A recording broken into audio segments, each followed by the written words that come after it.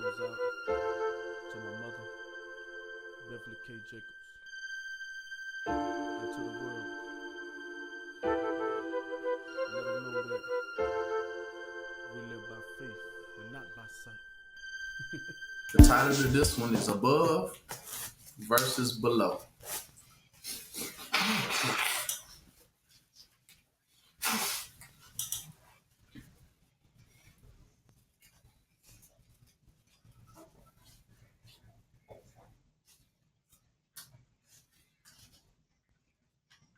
So you're definitely going to be in for a treat today.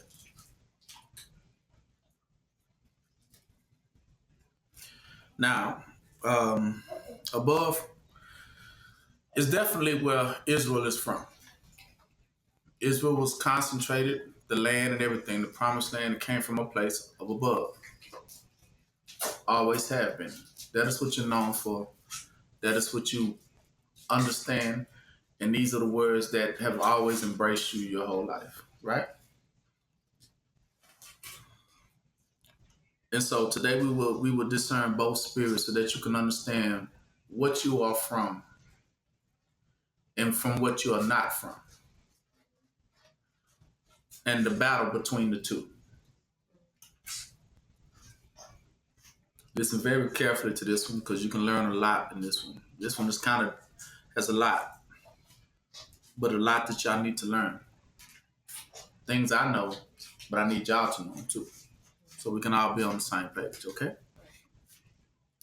Now, first things first, before we can actually get off into it, we have to go to Proverbs 7.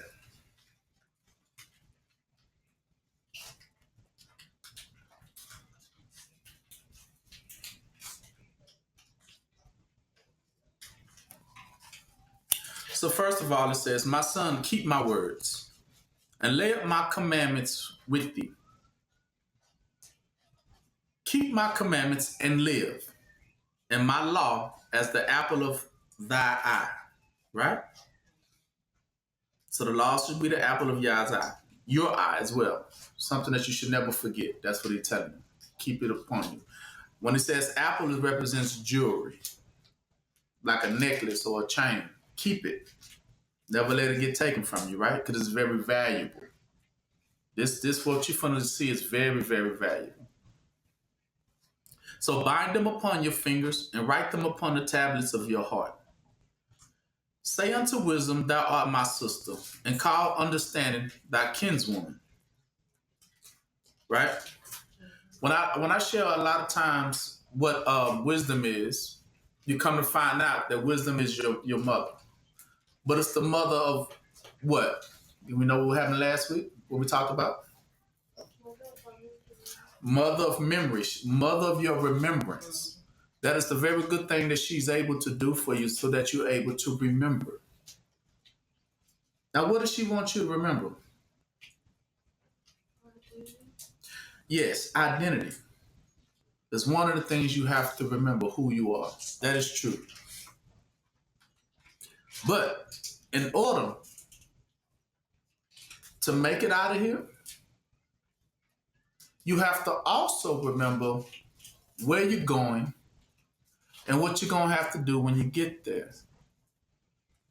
See, I have to give y'all everything so that you be well equipped. You have to also understand what was given for your good and what was given for your bad. So here we go. Let's understand it. It says that 5, that they may keep thee what? See, this wisdom or remembrance, these things will keep you from the strange woman. Now, when I tell you about the strange woman, it's not just talking about just a woman or a girl. When it talks about the woman, it's talking about a particular people that have become like what? Woman. That's all they know. Now, this strange woman, she comes from a place, a very ancient place. Now, her job, as it always has been, is to deceive you. So when I tell you that you must remember, listen, you must remember for the sake of her coming for you. Because she will come. She comes through dreams. She comes through visions. She comes through thoughts, ideas. Whenever you get to wandering, she's there. She's there. You got to be careful of her because she makes things appear to be good when they're not.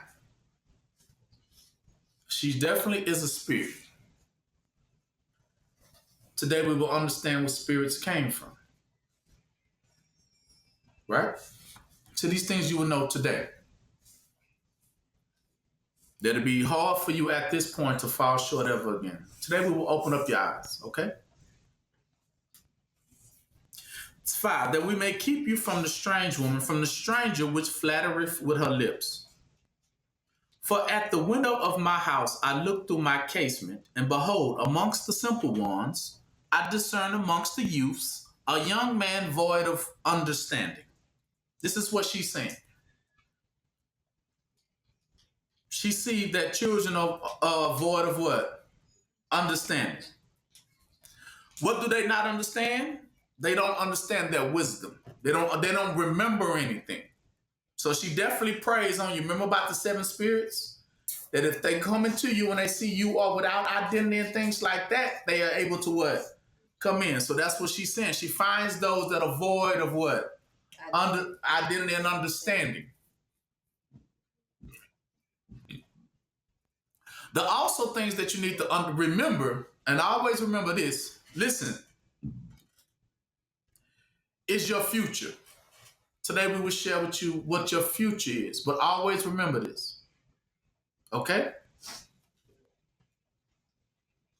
Passing through the streets, verse 8, near her corner, and went the way to her house. That young man, she said, that was void of understanding, was passing through her streets, near her corner, and went the way to her house. She has a house. In the twilight, in the evening, in the black and dark night. So what time around he came looking? Night, not the darkest of night. Twilight. Twilight is around what? Midnight. The darkest that the night becomes.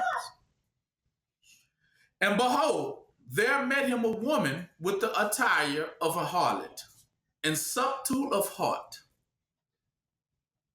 She is loud and stubborn. Her feet abide not in her house. Now is she without, now in the streets, and lies in wait at every corner. She lies in wait at every corner. So she's always looking for the next prey. So she caught him and kissed him, and with an impudent face said unto him, I have peace offerings with me this day. Have I paid my vows? Therefore came I forth to meet you, diligently to seek your face, and I have found you. I have decked my beds with coverings of tapestries, with carved works, with fine linen of Egypt. I have perfumed my bed with myrrh, aloes, and cinnamon. Come, let us take our fill of love until the morning.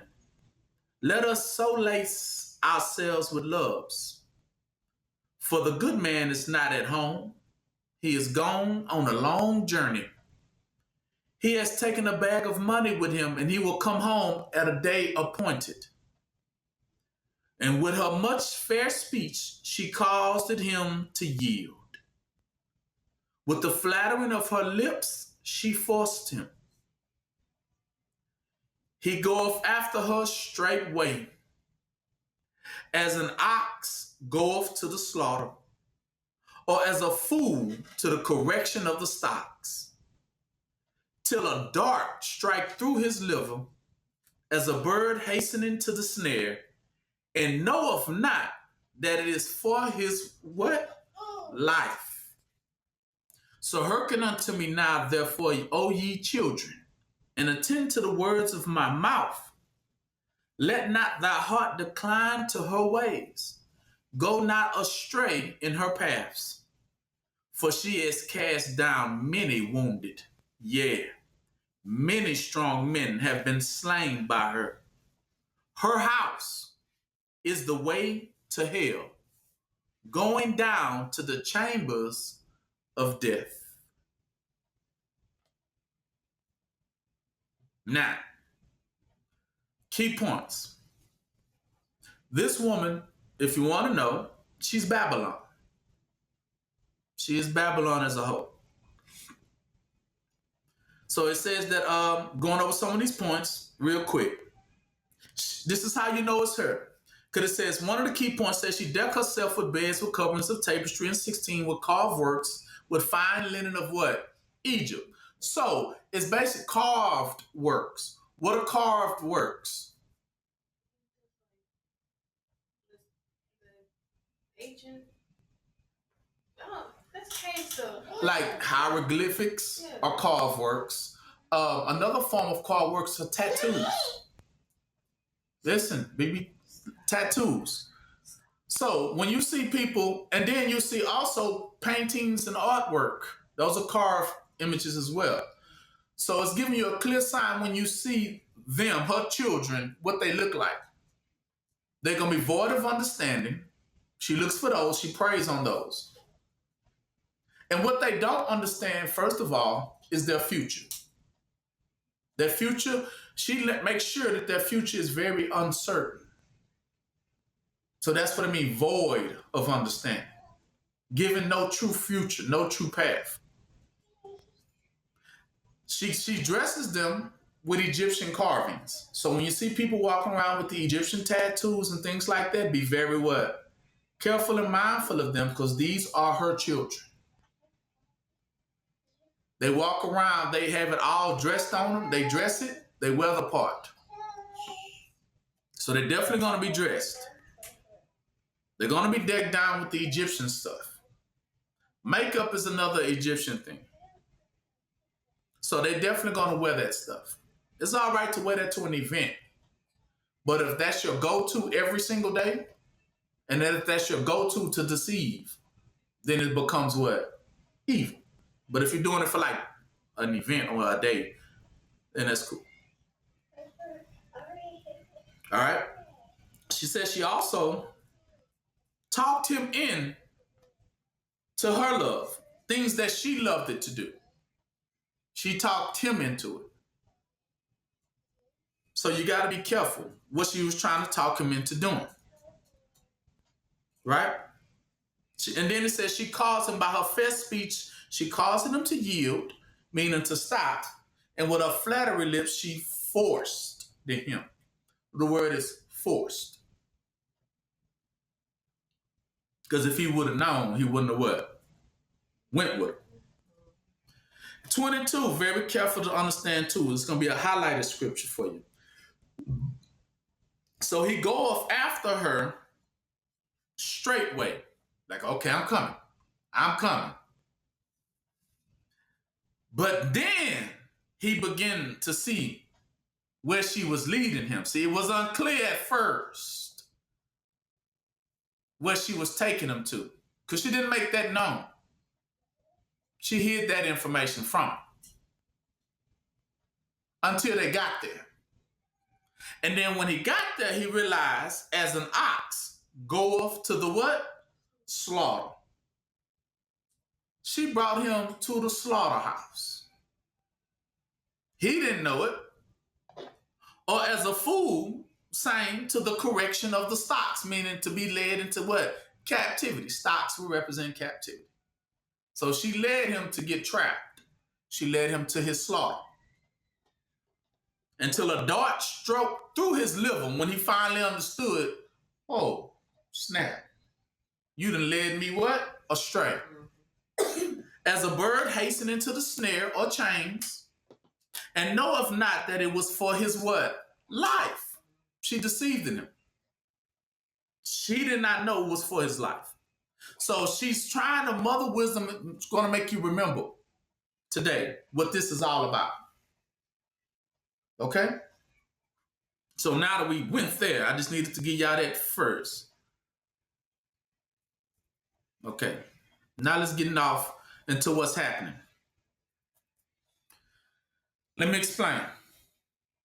You got two types of spirits, right? You got the spirit that's above, and you got the spirit that's below. Now she controls what goes on what? Below. She's controlling what goes on below. Not just her, but she is the daughter of, she's the daughter of Babylon. That's why they call her that. She's the daughter of Babylon. You hear me? She will represent a woman. Now, their job to do is to lead you what? Astray. So let me paint the picture so that you can understand it. You ever seen, I'm going to tell you how it works for those that are below. Then I'm going to tell you what's going on in heaven. You ever seen in Africa, the key place? Listen, shh. The key places of Africa, the sub-Sahara, things like that, right? We always see Madagascar and stuff like that. And what do we normally see? Animals running here, running there, right? If they all kind of doing their thing. But one thing we do notice that when they do run, they run in herds, right? Now, what they do is called cattle driving. Cattle driving, they are your title at that point would be a herdsman. A herdsman is those that be on the horses and tell, they make the cattle go a certain way that they want them to go. But the herdsman is never alone when he does it. It's always a group of them on horses leading the cattle to go where they want them to go. Let's say cows in this instance. Now, if you are below, listen, if you are below, you are the cow. If you're from below, you are the cow. You might see this in many movies where you see all the people walking in one direction. Now, that direction they're walking into, something spirit is guiding them. You see the movie Sail? With Samuel Jackson. Great movie. Go and see it. Sail, all the people, every time they got a phone call, they picked up the phone, they had cellular phones, and they picked it up, and then all of a sudden, they dropped their phones, and then that was it. The signal that they heard turned them into zombies. And so then from that point on, they followed wherever they heard the signal coming from, right? And you seen the many people that every time they answer their cell phone, that's why we tell people don't answer the cell phone, don't answer the phone. Because every time you answered, you got caught. And then it got you. And you was walking to that signal. And then in the end of the movie, it was very good because he seen all the people who was led by that signal was following that one signal like a bunch of cows in a herd, weren't they? But they were people. They were people. So the thing about it, but those people are herds. When you are below, you're being herded. Telling you now. You're being herded. You're being told where to go and when to go. You fall under what they call a law. That's that government governing law that keeps you in the firmament, but keeps you below. Keep you in line, like the rest of the cattle, in line, in line, in line. Now, in order for that to happen, they have to give them what you call a herdsman. This is the one who herds the cattle. In our essence, we would get what you call a shepherd of the sheep. But in their instances, if you are below, you're not getting a shepherd. The real name for that shepherd is called a what? A herdsman, because he's herding cattle. Now, he's not alone. He's going to have maybe 5 or 6 up to like 7 people with him, all surrounding the sheep. They call that there a belt. or a band, B-A-N-D, like a rubber band, to keep all of them in that little group, right? They all at strategic points within that little group of cows that where they won't escape. But if one does get astray, they have a method to bring you back. Now, all of this is happening spiritually. Now, when one gets away, the herdmen they ain't finna chase you down, because their goal is to make sure everything stays in line. Now, they also have what they call the instrument that keeps the rest of the cows in line. And that's the dog. The dog. So what happens is they will send that dog, and that dog will go chase that one that's trying to get free. It will go chase him down, barking, screaming loud, and showing its what? Teeth. And when the cow sees the teeth, it goes back. Because does the dog ever bite? No, he doesn't have to. Only thing he does is show what? His teeth. It intimidates them. Okay. You proved your point. The cow goes back. The herdman's fine. The dog gets a reward. Keep on marching. Let's go. That's what's happened to everything below. You got your government, will represent the herdsman.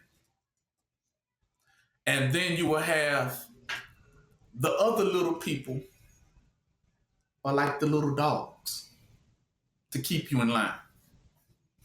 You got the boss, but remember, the boss ain't always got to be the one that's doing it to you, because they're gonna surround you with the dogs, they call them.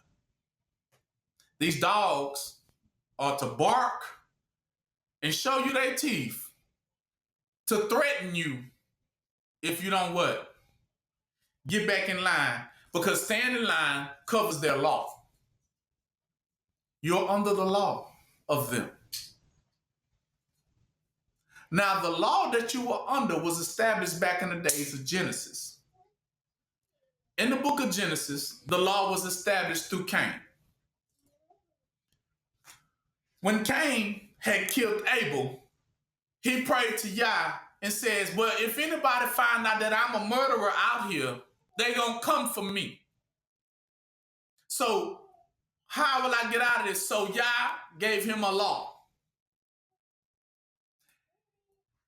That law was established over earth.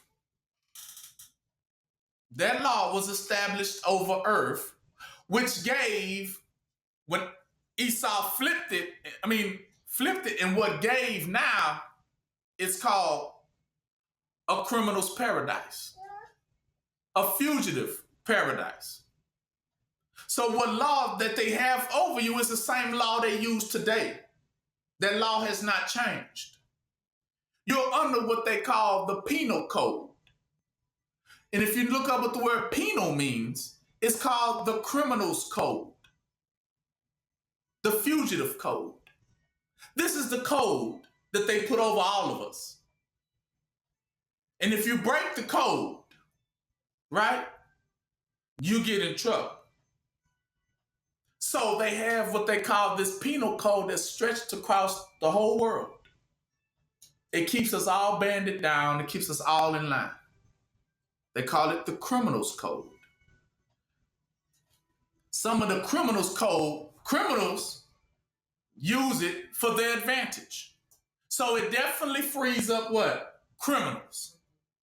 That's why you notice that criminals are the ones who have the most advantage with it, because it was established as a criminal's law.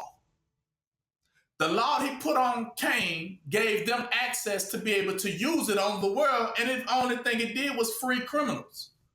So criminals who commit crimes, they will be freed. Any criminal that committed a crime would be freed.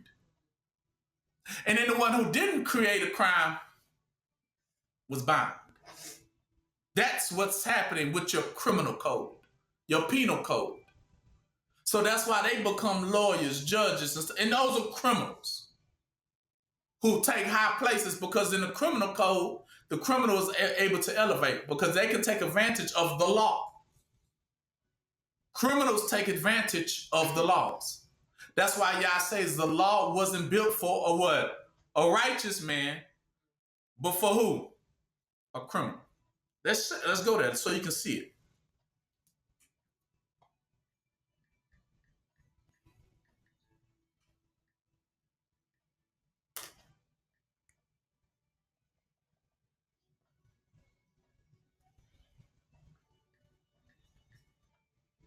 Okay. 1 Timothy 1 and 9.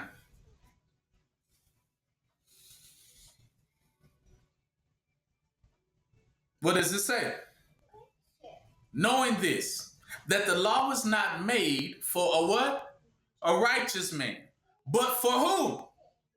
The lawless and disobedient, for the ungodly and for sinners, for unholy and profane, for murderers of fathers and murderers of mothers, for manslayers, for whoremongers, for them that defile themselves with mankind, for men stealers, for liars, for perjured persons, and if there be any of things that is contrary to sound what? Doctrine. That is who the laws is for. That's why they take the law and take what? Advantage of it. They'll steal something and then say, well, you can't steal it, but they have already stolen it. And then they will use what? The law. And you will be thrown in jail. So they have been taking advantage of this law. This is called the law of earth.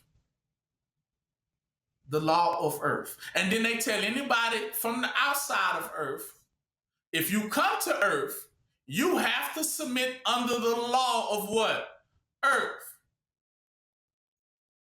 And they said, where's the law located? They say in the first 5 books of the Bible. The laws. The laws of who? Moses. And they used these laws to bind down good people, but it did what? It enabled the bad people. All right? And because of that, now they, herdsmen, are over you.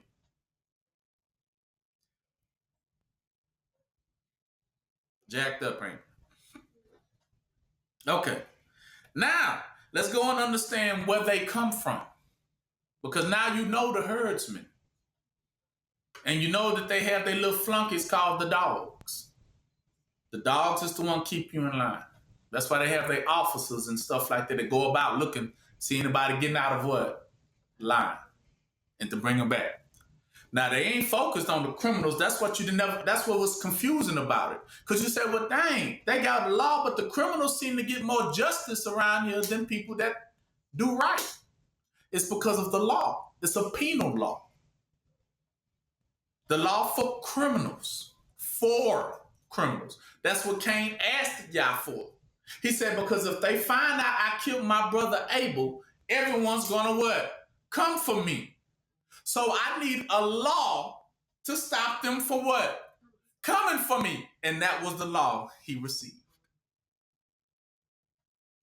So now that law, he used it to his what? Advantage. Now you couldn't go, and under the law, you can't go after criminals. Under the law, this becomes what? Paradise for a criminal. Right? It has become paradise for a criminal.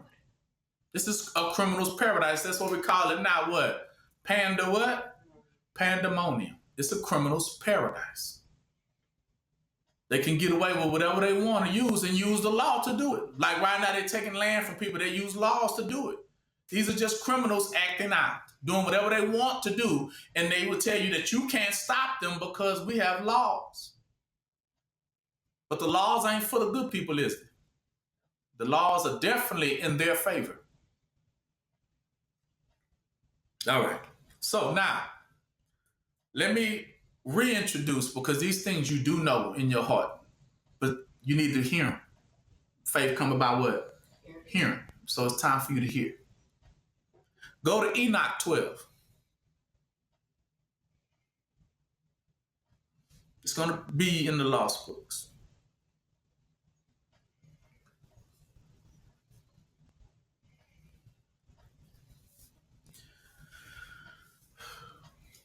So where do these herdsmen come from? Where did Babylon come from? Let's find out, so that you can always know this thing going forward. Okay. This is that. It says, behold, in these things, Enoch was what? Concealed. Nor did any one of the sons of men know where he was concealed, where he had been, and what had happened. Now, Enoch was there right before the flood. You hear me? Because in the beginning, we got to take it back to the beginning. In the beginning is how these laws and things got created.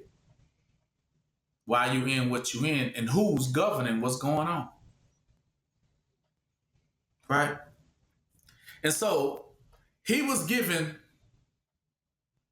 Enoch, which is coming back in the last days, he was given the understanding of everything that's going to happen, what happened, and what will be the ending of all things. Right? So Enoch is going to give you the beginning. And in the beginning, it started with the Watchers. The Watchers.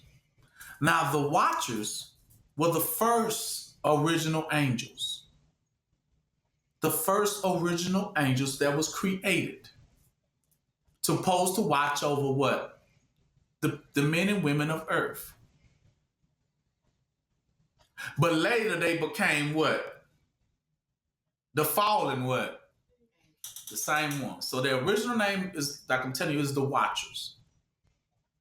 But they failed. And it's going to tell you why. And then you're going to begin to understand what's going on here, even today. Let's see. He was wholly engaged with the holy ones and with the Watchers in his days. Tell you, that's what Enoch was fully engaged in. So Enoch concentrated that he had no time to be playing, because he was so concentrated on what? Well, Enoch concentrated heavenly things. When they say holy things, he's concentrated on nothing but what? Heavenly things. So he's very spiritual. He's not worried about the stuff. See, that's the difference. He's on that above. And then you have those on the below, right? They only focus on earthly things. And I'm going to share with you, those are those that are under the law. They're under those earthly things. And that's all they care about, right? And that's what the herdmans, that's all they what? Care about. And they got it, and their goal is to make the sheep care about it too. The herdsmen are the richest and the powerfulest ones here. And their goal is to make us, or force us, like he said, the woman forced him, what? Into her loves. See, this was her passion. This was her love. This is something she wanted to accomplish. But she needed that young man void of what? Understanding to what? To help her do it. She needed him. See? And so she had to persuade, and then it says she forced him into that path. So she herded him just as well, until he realized where she was what? Taking him.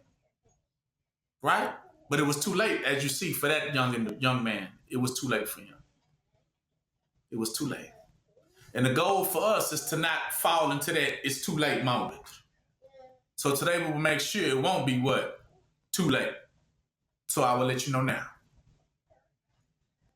It says, so he was fully engaged with the holy ones and with the Watchers in his days. I, Enoch, was blessing the great Lord and King of peace. And behold, the Watchers called me Enoch the scribe. So he got the name from them. Right? Then the Lord said unto me, Enoch, scribe of righteousness, go tell the Watchers of heaven, who have deserted the lofty sky and their holy everlasting stations, and have been polluted with women. Because when the Watchers, of course, Give you a little backstory so you understand what's happening right now. Now, it was given to Enoch because remember they fell from heaven. How did they fall? It's because the watchers were supposed to have been watching over man and women, right? And instead, they made a little covenant amongst themselves to say, let us go into the women. And so they took for themselves whatever women and stuff that they desired, and they took them like Jeepers Creepers. How you just snatched the boy up one day and just flew off with him. That's how they did it in those days. Because remember, we couldn't fly, but the angel we know could. So he just swooped down, took what he wanted, and flew off. Never to be seen again, right? And so because of this, that created what they call a great transgression. Because they sinned against man. Yah was not pleased. Now, according to those watchers, it was maybe about 80 some of them at that time. Called, and they were supposed to have been watching over us and supposed to teach us all good things to prepare us. But instead of preparing us, they decided to trick us. So they took the women that they wanted, flew off, and impregnated them. And taught these women all manners of things that they knew, mysteries that they knew, what was going on in heaven. They began to teach it to them. And so the women's, they always were like this. Show me more. Show me more. There was always of that show me more. Right? So these angels would try to do all type of watches, do all type of tricks for them. Show you, I can do this, I can do that, I can do this, I can shapeshift, I can do that. So these angels, but then when they went into them, they tried to go back to heaven. But because they touched the woman, they could no longer what? Go back. From that moment when they tried to fly, they slapped right back down. That's when that firmament was created. Now they couldn't just go back when they wanted to. They fell back to the ground.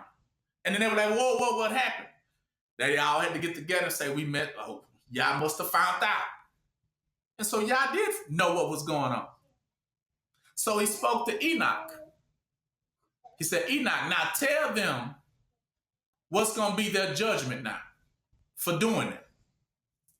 So all of the little watchers stood around and got around Enoch and say, okay, Yah chose you. They always say, the watchers called him Enoch the scribe.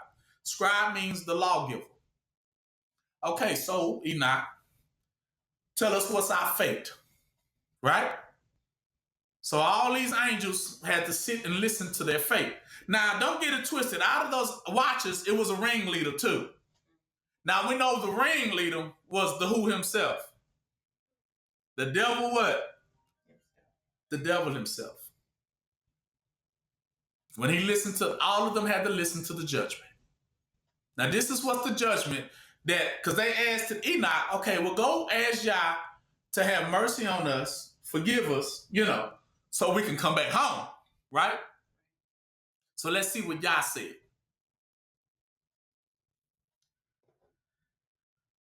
He said, so then the Lord said to me, Enoch, the scribe of righteousness, go tell the watchers of heaven who have deserted the lofty skies and polluted themselves with women, right? 6, and have done as the Son of Men do, by taking to themselves wives who have been greatly corrupted on the earth. That on the earth they shall never obtain, as we said, first of all, they shall never obtain what? Peace and remission of sins. He was not going to what? Forgive them, and he was not going to have any what on them? No mercy. No mercy or forgiveness will be granted unto them. For they shall not rejoice in their offspring. Second judgment. Rejoice in their offspring, meaning, will any of my kids, will I enjoy the fruits of my what? My labor, and would I, see my kids? And well, when they went into those women, they had impregnated them women. Now, that was a clear mixture. Now, once you mix the pure with what is impure, you create a different solution. It's like mixing a glass of water, clean, clear, and pouring some dirt into it. And then now the water becomes what? like the Galveston beach water, becomes all dirty and nasty looking. You can't never see through it anymore. That's what they basically did when they mixed with women of earth. Because the people of earth was born, like he said, born from the dust of earth. You remember? They was born of the what? The dust. So, but they was never born of the dust. They was of what? Heaven. So they never, and so when they came into the woman, they just mixed the water with the what? With the dirt. So when they tried to go back, they couldn't. Because what held them back? The dirt. Remember that.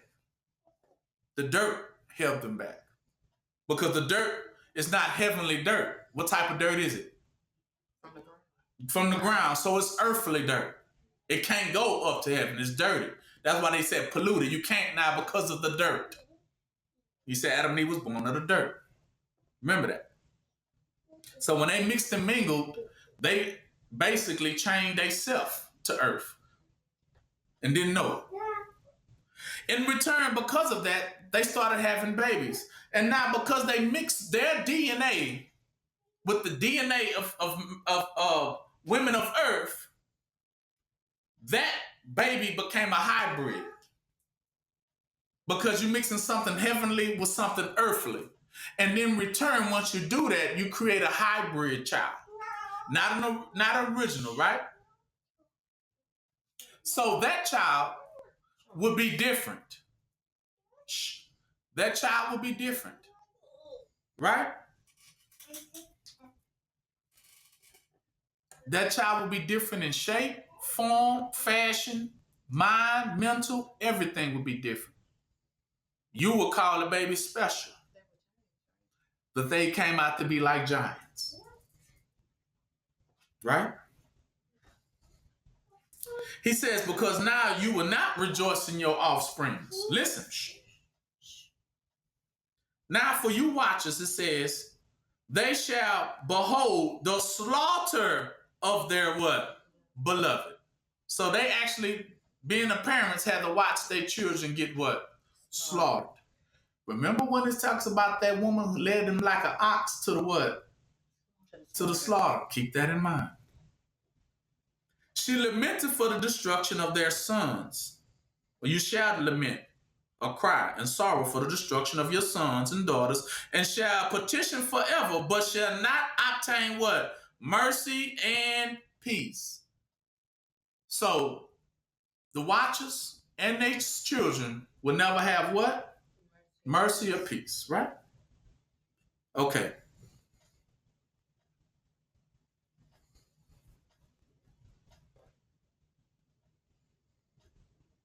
Go to 13.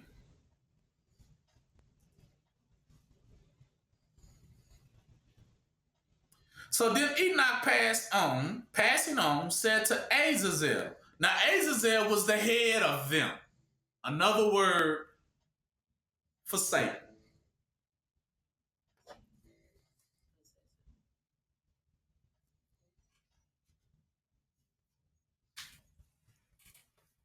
It says, thou shalt not obtain peace. So he told him, Azazel, you'll never have peace. That's one of his ancient names. One of the devil's ancient names is Azazel. Right? You shall not obtain peace. A great sentence is gone forth. Sentence means a what? A judgment. A great sentence is gone forth against thee. He shall bind you. Now, what binded him? That sentence. Now, when you understand the judgment or the sentence of Yah, it actually is a string of words. Now, those string of words spiritually actually becomes a string of chains. Physically. So when he put that sentence out, he said, now that will what? Bind you. What did it bind him from doing? Ever able to what? Go up. He couldn't. He could never go up. He's bound to earth. Bound. Since he was the leader, he was the one who thought over that first. He just fed it to the rest of them, and that's when they all became fallen what? Angels. Remember he said the devil took him and 1/3 of the angels with him? Those was the 1/3 he took when all the angels fell.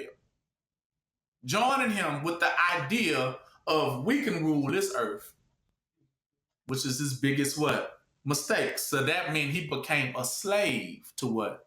Earth. The thing he wanted to rule the mercy, now he became a slave to it. Always wishing now that he could get out and go. Like his children do to this day, don't they? Always wishing now that they can just get out and go. But they have been chained to what? To earth. And the judgment was that they shall never have what? Mercy or peace. Listen. 2, neither shall relief, mercy, and supplications be thine on account of the oppression which thou hast taught. Because you taught oppression, you should never have what? Mercy, right? You should never have relief on the account of it. And on the account of every act of blasphemy, tyranny, and sin, which thou hast discovered to the children of what? Men. Because when he went down to the earth, guess what him and his fallen angels began to do? Teach us. There you go when they had bit the what? The apple. Those teachings that came out of that apple were all the most evilest teachings that a man could ever inspire to know. Now, these were all the teachings that was necessary for man to do one thing and one thing only. He said, she said it would teach her, Eve, how to be a what? A God. And that was what she seen. I can be a God. But the devil was very deceiving. Because he wasn't talking about that one upstairs. That was the whole point. Because what Eve didn't know,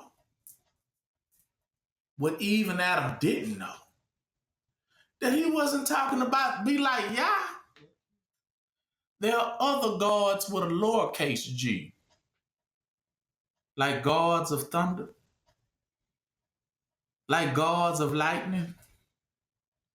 See, she was talking about smaller gods. You can be like one of them. See, and she was deceived. Her and Adam bit the apple. She was talking about be like the Most High. But the devil was like, yeah, I'll teach you how to be a God. Not the God. Not Yah. But teach you to be like one of those who had fell out of what? Heaven. That was the teaching he gave her. That was the teaching. I'm going to teach you to be like one of these gods that have fallen from heaven.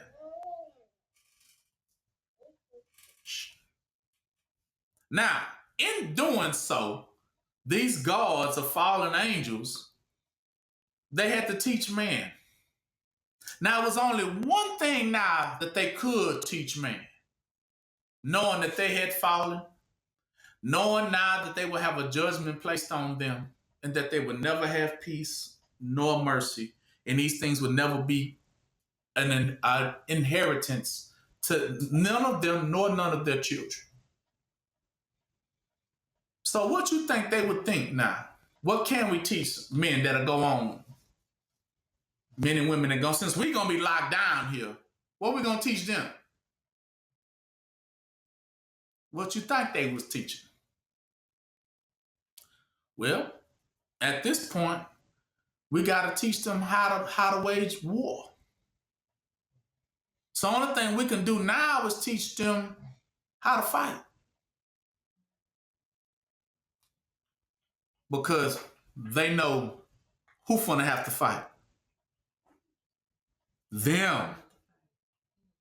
So they got to teach us how to fight. So they begin to show man how to make swords, how to make knives, right? How to make guns, right? How to make bombs, how to make nuke bombs. See, they begin to show man how to wage what? War. You're going to need a gun. You're going to need some bullets. You're going to need some ammo. You're going to need some armor. You're going to need an Iron Man suit. You're going to need Captain America's shield. You're going to need all that is for a war. Why do you think they spend billions of dollars for war and war machines? See, all the thing they have only one thing on their mind. What? War. War. Because they know they have to go to what? War. Mm-hmm. And so, then departing from him, I spoke to them all together. So that means Azazel, he went on ahead and left. He said, oh, well. And he got bound down. Meaning that's it for him. He got bound down. Right? In chains. Got him. So he went to speak to the rest of them. The rest of the fallen angels and watchers. Right? He says, and they all became terrified and what? Trembling. Because what he just hit them with, they knew what time it was. They began to do what? They became what? Terrified and trembling, because basically Yah gave them the judgment. I'm coming for you. So from that day forth, they had a shaking and a trembling to all of them, because they knew the day of what? Judgment was what? Coming. So 6, beseeching me to write for them, so that the fallen watchers are beseeching or trying to persuade Enoch. You see how they try to get Enoch to go on their behalf? But Enoch ain't going for it, is it? Because who has spoken? Yah has, he said he can't what? Who Yah is blessed, but who Yah has cursed is what? So he ain't steady trying to persuade Enoch to change the judgment. But he can't, and he ain't. So beseech, they tell him, beseech him to write for them a memorial of supplications, that they might obtain favor, and that I might make the memorial of their prayers ascend up before Yah of heaven, because they could not themselves thenceforthwards address him. Nor could they raise up their eyes to heaven on account of the disgraceful offense for which they were judged. So you ever notice whenever you stand before Yah, I don't know you, but for me, whenever I stand before Yah, for some reason, he will not let me look up. He always keep your head what? Down. You're going to notice this. Whenever you stand before Yah, he's going to make your head go down. But now you get where that comes from, because of that sin, right? He won't allow you to what? Look at Yah. So you just have to keep your head down. You can hear his voice. You can hear everything he's saying. You just kind of paralyzed and your head is down. Because you're not, because of sin, you're not able to what? Or speak for yourself or look at him. Basically, the main thing is that you're not able to look at him. He won't let you look. But he will speak to you. And all you're going to realize that all of them, from Paul and all of them, whoever went to heaven, they could never just look at Yah. Moses, none of them, he makes them, not look. See that? Right? But that's for a reason. It's because of sin. You can't, until you get all your sins, gone, it's impossible for you to look at something so pure, basically.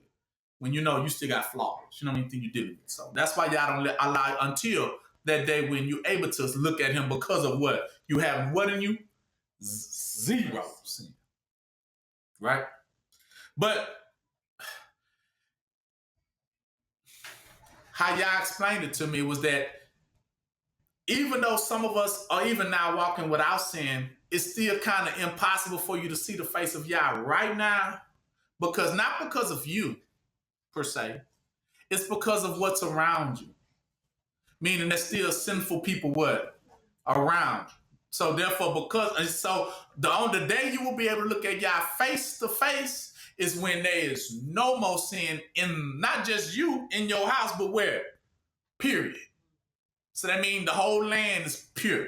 Everything, all evil is gone. Then you're able to what? To see the face of Yah. That's the only way you can. But it has to be a pure environment, pure everything.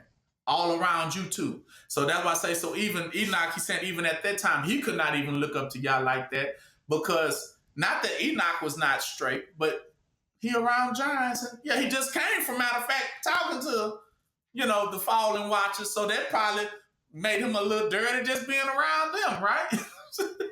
To go tell y'all, to try to plea bargain to y'all for them. So remember, think about it. He couldn't truly be clean because he just was around some filthy folks. That's what he's saying. Just being around those filthy folks, like Lot around Sodom and Gomorrah, right? He can be clean all day long, but if he's still living in an infested place, right, it's kind of hard for him to still look up at Yah, right? But when the whole environment is cleansed, then you could imagine how you can be able to look confidently at Yah, right? Okay, so that will happen. Okay, so then 7 said, then I wrote a memorial of their prayers and supplications from the fallen watchers for their spirits, for everything which they had done, and for the subject of their entreaty, meaning entreaty means to ask Yah for something. It's like to petition. Entreaty, when you petition or you pray, it's another word you can use as entreat.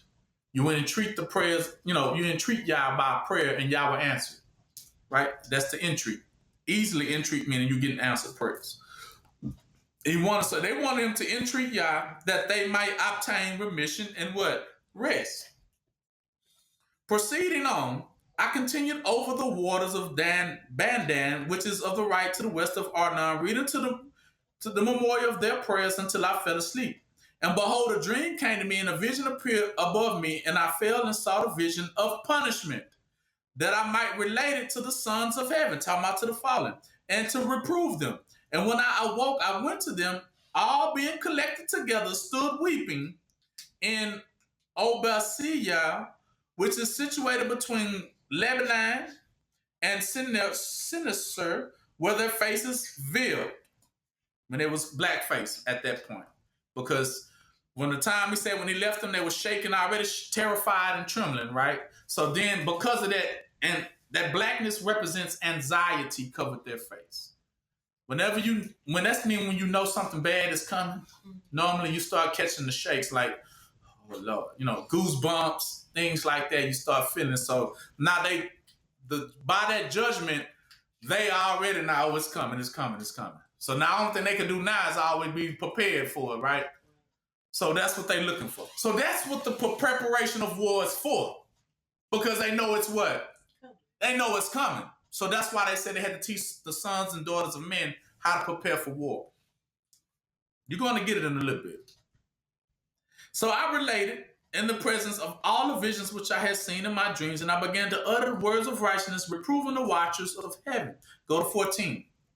This is the book of the words of righteousness and the reproof of the watchers who belong to the world, according to that which he who is holy and great commanded in this vision. And I perceived in my dream that I might not speak with a tongue of flesh and with my breath, and with the mighty one has put into the mouth of men that they may converse with it. So he even telling you that righteousness will be put into the mouth of men that they may what? Converse with it. That means to do what? What does converse mean? It's the root word of what? To convert with it. So when you put it in your mouth, you will begin to understand that you have to use Yah's word to do what to people? Convert them. That's what he's telling you. And understanding with the heart, as he has created and given to men the power of comprehending the word of understanding. So has he created and given to me the power of reproving the watchers, the offsprings of heaven. That's what he called. And I have written your petition in my vision, and it has been shown me what your request will not be what? It will not be granted you as long as the world what? Endures. So he told them that your petition and it has not been granted by Yah. No, sir, no, ma'am. 3, and judgment has been passed upon you. Your request will not be granted you of what they asked for. Mercy, forgiveness, and peace. Right? That they can just go on after that. Yeah, and he told them no. From this time forward, never shall you what? Ascend into heaven. This is what he told them. He has said that on earth he will bind you. Told you. On earth he will what? Bind you in 4 as long as the world what? Endures. But before these things, You shall behold the destruction of your beloved sons and daughters, and you shall not possess them, but they shall fall before you by the what? Sword. So they will have to watch their own children get what? Slaughtered. Listen. And neither shall you entreat for them, nor for yourselves, because I will not what? Answer. But you shall weep and supplicate in silence the words of the book which I have wrote. A vision thus appeared to me. Behold, in that vision, cloud in the mist invited me, agitated stars and flashing of light impelled and pressed me forward, while winds in the vision assisted my flight, accelerating my progress. See how it says a wind accelerated his process? Called a whirlwind. Accelerated, made him, forced him basically to go where he wanted him to go. Then elevated me aloft to heaven, and I proceeded until I arrived at a wall built with stone of crystal. A vibrating flame surrounded it, which began to strike me with what? Terror. See, he was, when he saw the fire, this little cube on fire with a vibrating fire, he was scared of it. But then 11 says, but into this vibrating flame, I entered. What do you think he just entered?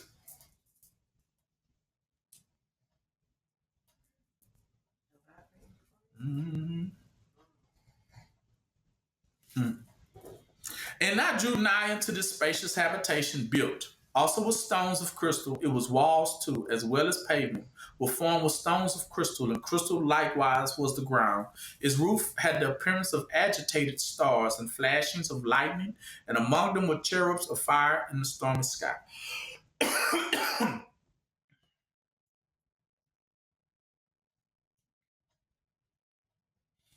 Okay. Its roof had the appearance of agitated stars, flashing of light, and among them were the cherubims of fire in a stormy sky. A flame burned around its walls. See, a flame was burning around its wall, and its portal blazed with fire. The door. Portal means what? Door. Do you believe in portals? You better learn too. And when I entered into this dwelling, it was hot as fire and cold as ice. No trace of delight or of life was there. Terror overwhelmed me, and the fearful shaking seized me. So this ended up making terror in him begin to shake. Violently agitated and trembling, I fell upon my face, and I looked, and behold, there was another habitation more spacious than this one, every entrance to which was open before me, erected in the midst of a vibrating flame. So greatly did it excel in all points, in glory, in magnificent magnitude, that it is impossible to describe to you either the splendor or the intent of it. Its floor was on fire, above were lightning and agitated stars, while its roof exhibited a blazing fire. Alternatively, he's actually saying I came in and he saw Yah, right? But great glory was it. It was impossible to look upon him, right? I would tell you, he couldn't look at the face of Yah, whose robe was brighter than the sun, 22, and whiter than snow, right? 23. No angel was capable of penetrating to view the face of him. Who are you looking at? Yeah. The glorious and effluence, nor could any mortal man behold him. A fire was flaming all around him. So he actually went up there to see Big Yah, right? So he tell him basically, so he's going to tell him to come and understand the word. Now go to scripture 15. This is what I want y'all to see. Because now he's talking to Yah. Yah's going to give him the judgment for the giants, the watchers, right? And there's going to be some very understanding you finna to get. So then addressing me, he spoke and said, here neither be afraid, O righteous Enoch, the scribe of righteousness, approach hither and hear my voice. Go, say to the watchers of heaven who have set thee to pray for them, you ought to, and tell them, you ought to pray for men and not men pray for who? You. Wow, right? Because they was the watchers. They supposed to be looking at the man. Now you want a man to come pray for you. When, you was above him at first, So wherefore have you forsaken the lofty and holy heaven, which endures forever, and have lain with women, having defiled yourself with the daughters of men, having taken to yourself wives, having acted like the sons of the earth and have begotten an impious offspring. You, being spiritual, holy, and possessing a life which is eternal, have polluted yourself with women, having begotten in carnal blood now. So what type of blood did they bring inside their body when they did that? Carnal blood, which is earthly blood now. And have lusted in the blood of men, and have done as those who are flesh and blood do. These, however, die and perish. Because what does he talking about carnal blood mean? Animal what? Animal blood. So you have mingled yourself, and now you have your nature and spirit now is the same nature and spirit of an animal. That's what he's telling them. You have a nature and a spirit of a what? An animal. Why do you think when Moses went up on the mountain, they made a carving of a what? A bull or a cow? Because he's telling them that now y'all have gained the spirit of an animal. Your actions prove now that you are too carnal or animalistic with your ways or criminal-minded, right? And we know one thing about cows that are different from man. Cows can be led by what? Herders. Herders of what? What is their tool? Remember the dog? Think about the dog. Teeth. To herd them in fear.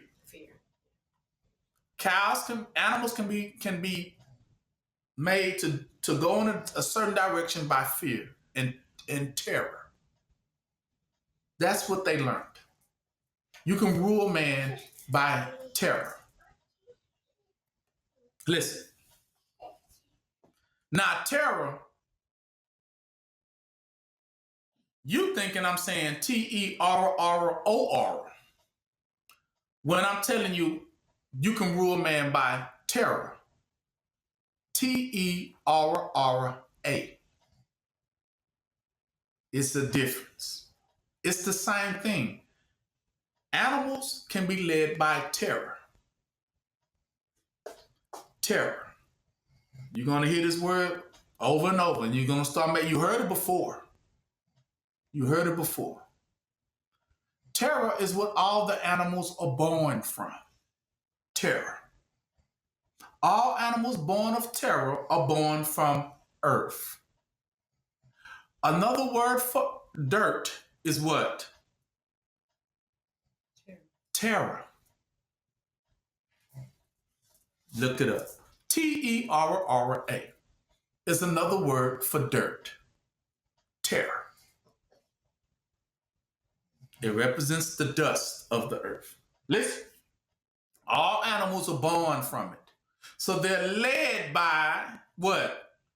Terror. You're going to begin to understand. They're motivated by what? Terror. What? You see it? What makes a stampede? What? Terror. What does a lion king do to make them animals get to running? Terror. All he got to do is show his teeth and all them gazelles gone. He do all the zebras gone, right? All the buffalo what? Gone, and they gonna do a stampede. Well, how do you make them stampede? Terror. Terror. If I terrorize them, they will move. If I terrorize them, they will what? That's what the herdman understood. So he treated you as what? Cattle. And how did he get you to move? By terrorizing you. Exactly. You're going to begin to understand it. This is the law. Listen. This is the law of earth. This is that criminal law that they're using. They learned how to motivate us by what? Terror. But it only moves, this is the key. It only moves a certain set of people. Anyone that is born of what? Terror can be moved by it. Who was born from terror? We talked about it, him and her in the beginning. What's their name? Adam and Eve were born of terror.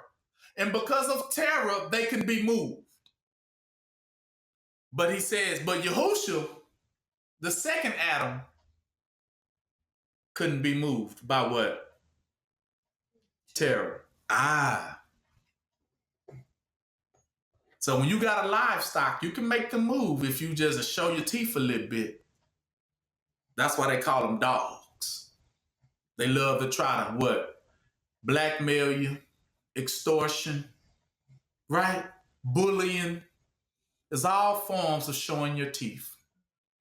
And if you do people like that, you can get them to budge. But it only gets certain people to budge. That is how they come to find out who are elect and who are not.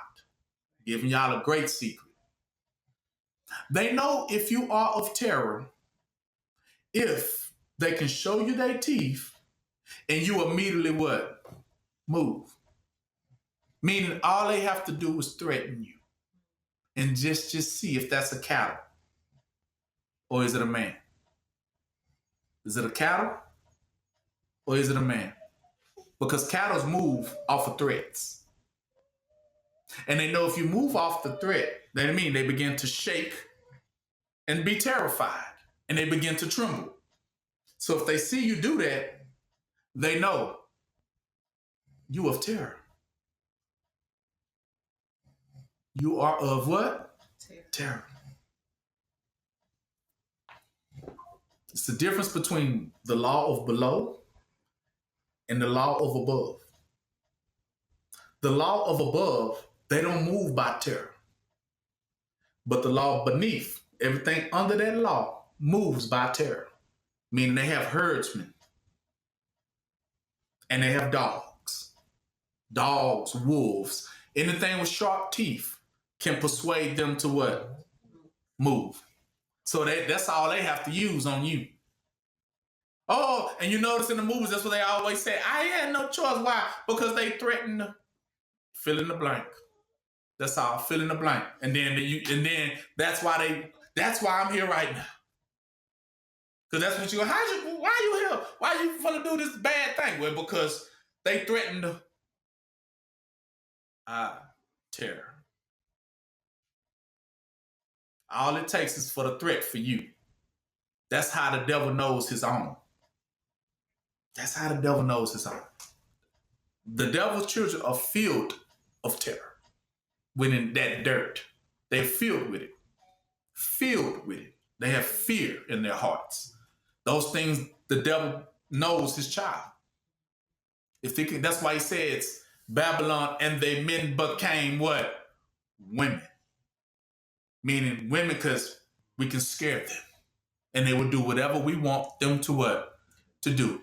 We ain't never got to touch them. We just got to threaten them that we will. Show a little teeth. Bully them a little bit. It's like KKK.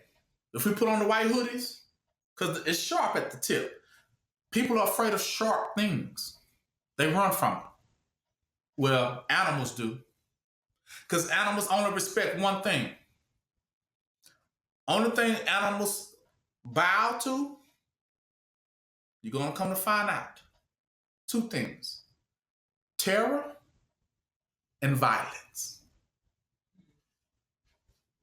They answer to those two things. Terror and violence. Those two things they answer to. They submit to it. They bow to it. That's how the devil knows his own. Okay, keep going. You're going to learn some great things today. He says, let's go to 5. Therefore have I given to them wives, right?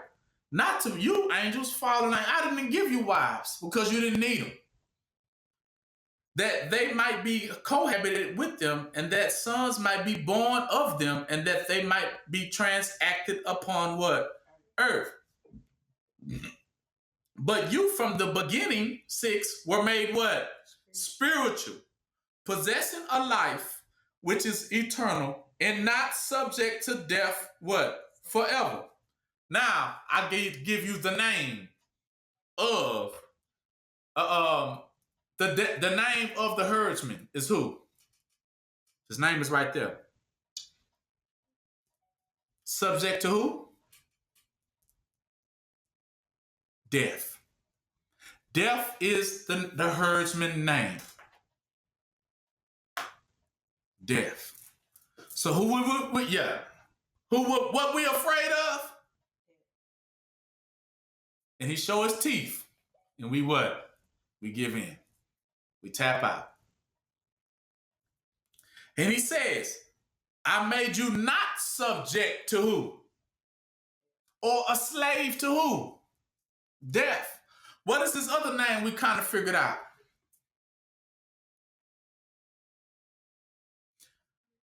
I didn't make you subject to what? What did the lady make the young man that was void of understanding subject to? Or a slave to? What did she trick him with? She led him where? What did she lead him to? She led him to the slaughter. That is what he's saying right here. You are subject to death. Death is slaughter. You answer to what? Slaughter. Slaughter is violence. It's very violent. He's saying, I did not subject you, meaning to have to answer to death. So when death calls, that's how the devil knows who are his. Because his name is death, violence, and slaughter. So those that are of him, once he got to, all he do is say it, and you're going to be down with it. I'm finna go slaughter. I'm coming. I'm finna do some violence. I'm coming. That would mean to go do some evil. He said, but I didn't make you subject unto that. Because the slaughter is the last battle of the Lord.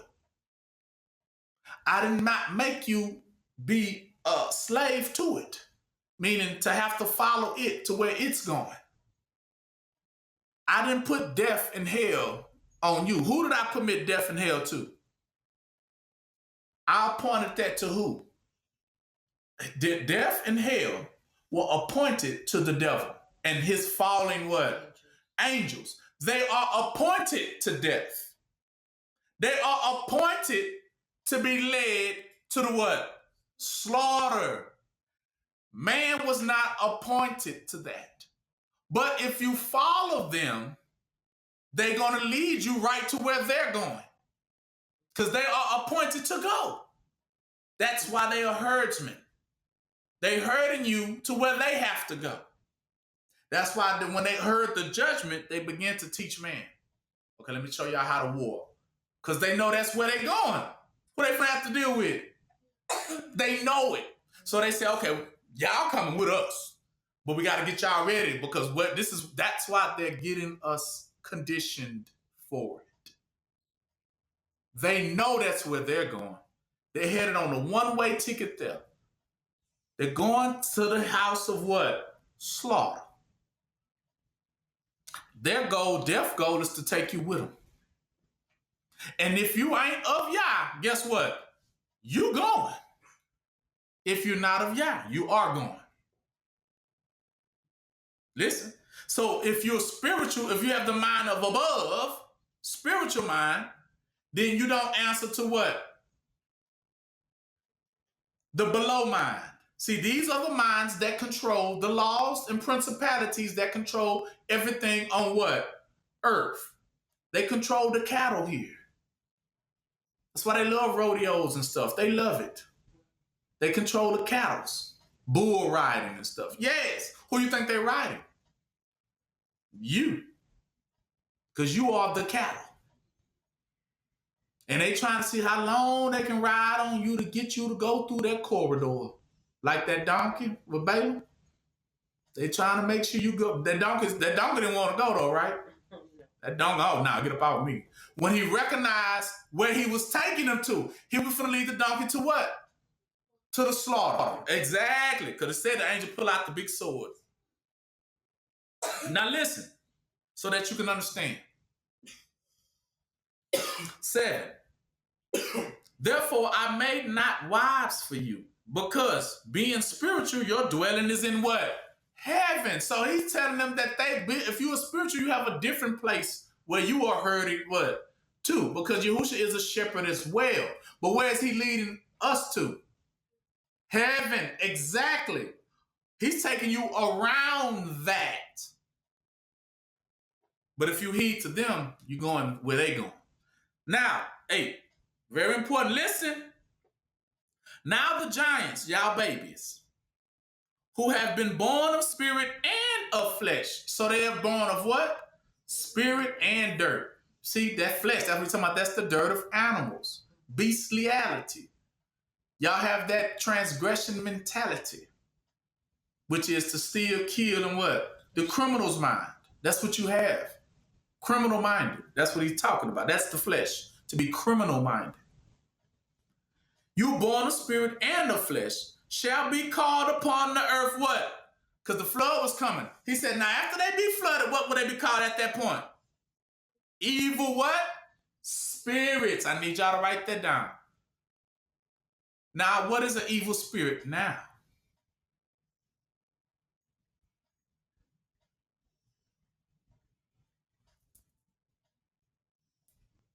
What is an evil spirit? Now you're in these days, when somebody get an evil spirit, what type of spirit he just got? He or she? A fallen angel spirit, a giant, a dead giant spirit. Write it down. He's giving you the game. Enoch. He said that all bad spirits are come from where? The giants. From the ancient days before the time of what? Noah. So all the evil spirits you see running around here today are nothing more but what? Fallen giant spirits. So you will have the spirit of one of those old giants. The spirit of the fallen, of one of those old watchers. Right? And it says, and on earth shall be their habitation. Meaning, on earth is their what? Habitation. What is habitation? The root word is what? Habits. See, their habits dwell where? On earth. In the terror. On earth is the terror. So it's telling you that spirit dwells where? On earth. Is able to what? After one body, they're able to get up and go into what? Yes, exactly. So when you see a man levitating, that ain't him levitating. You know what's happening? The giant is what? Picking him up. The spirit of that giant is picking him up. Getting thrown across the rooms. Yeah, you seeing them spirits? Yeah, those are what? Old giant spirits. It's telling you right here. He said, yeah, I said, that's the beginning of evil spirits. Giants are the beginning of, when they died, their spirit came out. And if you touch those bones and stuff, you got those spirits in you. That's why they tell you don't go to cemeteries and things. Listen, he's going to tell you. And on earth shall be their habitation. Evil spirits shall proceed from their flesh. What is their flesh? They're already dead. So what was laying there? Their carcass. From their carcasses. From their grave sites. Because they dead. How did them spirits still come back? Because somebody went in them graves. Esau loved to dig up them grave bones and what? Inhabited what? Those spirits. Those habits got into who? Esau and all the joining nations. And because they were created from above and from the holy watchers were their beginning and primary foundation, now evil spirits shall they be upon the what? Earth. And the spirits of the wicked shall they be called. So not only are they evil spirits, but they are the what? Wicked what? Spirits. So that's why they call them now what? Devils. Devils. Devils, spirits running around. See, all the ones that fall, they fell and then they had babies, which were giants, and then all of them got what? Drowned, remember? In the flood. Noah's flood. And in return, they became what we call today, what? Evil spirits and what? Wicked spirits and devils. So this is where they came from.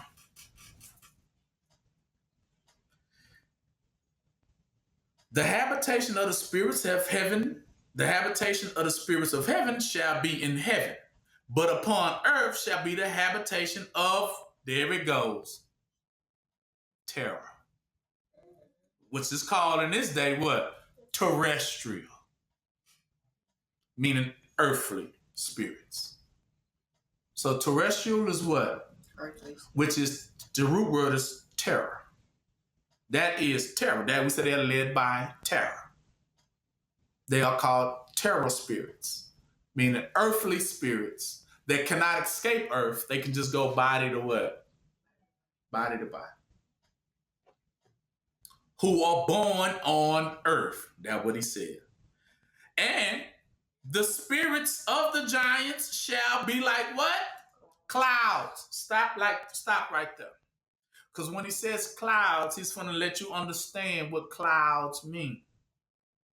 These giants become like, first of all, they like ghosts. That is one definition of those clouds, are like ghosts. But another thing that they are, he said, clouds are like bands of people. So it's like troops, armies. So when they move, so the only thing that makes them a giant on earth is because it's many of them acting as what? One. Just a spirit of a what? Spirit of a what? A giant. Because all of them collectively are moving upon you as one. They all under the same mind, all under the same spirit, all under the same language. And he said, you will know them because these are clouds or armies which shall what? Oppress, corrupt, fall, contend, and bruise or put people in jail upon the earth. That's what it means. Bruise. To afflict. When you bruise somebody. Afflict means this. It is to annoy. To afflict means to annoy. Whenever bruise, meaning that they always around you, always in your space, and their goal is to do what to you? Because they come in groups. To what? Convert you through annoyances and inconveniences. That's their job. That's when you know you're dealing with what type of spirit? A fallen spirit. Because they, as he said, they're going to oppress. That's slavery, captivity. You're going to know them because that's what beasts do. That is what their spirit does. So when you see somebody in captivity, then you know you're dealing with what? A fallen spirit, a fallen watcher, or a fallen angel spirit, or a giant. They corrupt, right? They're criminal minded, right? They never do things right. They believe in what? Criminalizing, right? Stealing, killing, destroying, murder, right? That's what they believe in. So you have these people who believe in it. So they tell you what spirit they operating in. Fall. Because we know that they can't go up. So they mean that fall means that they of a sub mind. They very nasty and wicked, right? Fall. They have fallen in what? They look. They have fallen in what they, they don't have none of those things. Mind wiped, basically. And they contend. Contend means war. So you always see people going to what? War. Telling you who these giants are. Every time Ukraine from the war with Russia ruined, their spirit is all over the place. And it's more than one. And they bruise, meaning, and they afflict, and they annoy, and they make you very inconvenient. They inconvenience you at all times. So who is they entrapping? The children of who? Yeah. Because they are of what? Above. See? They want to keep these with them. It's like in chains to persuade them, like they try to persuade Enoch. That's why he said why he couldn't look at Yah, because he's surrounded by people steady trying to get him to what? Give in. Right? So he can't really look at Yah because of their sins because that makes him dirty, basically. It makes the man or woman of Yah dirty when they enter surrounded by people who don't want to live nothing. Right? That'd be like Lot in the land of what? Sodom and what? Exactly. So not him dirty, but those around him are polluting him. Meaning instead of being around him, that is what they're talking about. That's the bruising. Right? Because when you bruise something, you squeeze it too hard, it begins to what? Bruise, doesn't it? Like fruit. You keep on applying what to it? Pressure. Exactly. Because that's what they're doing. Annoying means that they're what? Pressuring you. Same way a child comes to their parent Mama, can I have an apple? Mama, can I have an apple? Mama, can I have an apple? Mama, can I have an apple? Mama, can I get an apple? Mama, can I get an apple? Mama, can I get an apple? Mama, can I get an apple? To her, it becomes what? Very annoying to the point she says what? Let's just go and get the apple. That applied pressure is bruising. Because you don't want to hit it all the time. But they ain't going to let you go until you do what? The goal for them is to make you what? Give in. So that's their persuasion. That's why I say it's by forced. It's forced persuasion. Because if it is what it is. But they know you ain't going to just give in. So they got to apply pressure, force. That's what he's telling you. They apply these things to you to try to persuade you to give in through their means, which is by force. If we keep annoying you, if we keep getting on your nerves, if we keep inconveniencing you, maybe you'll tire you out, you will weary down and say, what? You know what? And then at that point, the goal is, and if he gives in, that's the key for them. Because that's called, he was driven to madness. That's the key. So they want to use that title and say, that nigga went mad. But they know it's only because he's surrounded by this applied what? Daily what? Pressure. And those daily what? Annoyances. Right? And they violent and very loud and very what? Noisy, ain't they? Always in this. And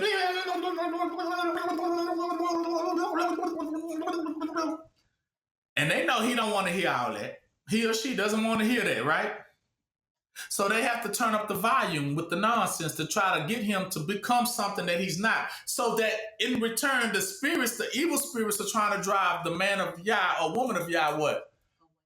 No, mad or away. In order to drive them away, you got to continue to be annoying and continue to inconvenience him. Because remember, herdsmen trying to do what to him? Drive him. We got to get him to go this way. We got to get him to go this route so that he will go in our favor. And if he gets our favor, he will go in our name. And then he will defend us. So we have to keep being annoying because we know right now he don't fool with us. So we can't let him go. Can't let him go. Gotta keep him so that he doesn't go off and serve Yah, because we know if he goes serve Yah with the mind he has, he gonna do like what Enoch did and just tear them down, because that's the judgment for them. Because he knows the judgment is you gonna be led to the what? We know that. So we like, oh, you finna be slaughtered. Well, I already see it. I already know it. So the slaughtery is trying to gain favor. That's what it's saying, right? Trying to gain favor. But they try to gain favor through what? Force. It says they take the kingdom by what? Force. Apply pressure. They try to annoy and they try to what? Afflict. Try to bruise. Right? So they figured if we apply pressure, then he would turn and fight for us instead of letting us go off to the what? To the slaughter, right? So that's what they know. It's a slaughter. He knows it.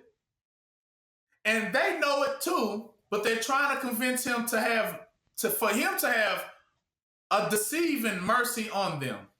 Why would it be deceiving for him? Think about it. Why would it be deceiving for him to go ahead to give in to their terms? Why do you think? It'll be deceiving for him to give in to the terms. Why? Because what? You talking about the good man going, like The good man. If he follows them that are already judged to go to the slaughter, what happens? Is it deceiving for him to defend them? No. The answer would be yes. It would be deceiving for him to defend them, because remember, the judgment has already went out that they were going to be led what? To the slaughter. So he cannot change that, can he? Like Balaam said, whom Yah has blessed is blessed, but whom Yah has cursed is what? So he cannot give in to it, no matter how many times they keep on trying to annoy him to do so. So that is the inconvenience. We're not going to let inconvenience meaning you on the go. Inconvenience means we flatten the tire, because that's very inconvenient. And if we flat the tire, that makes you have to tarry with us. Now, during the time of your tarrying, trying to fix your tire so you can go, we're going to be in that ear.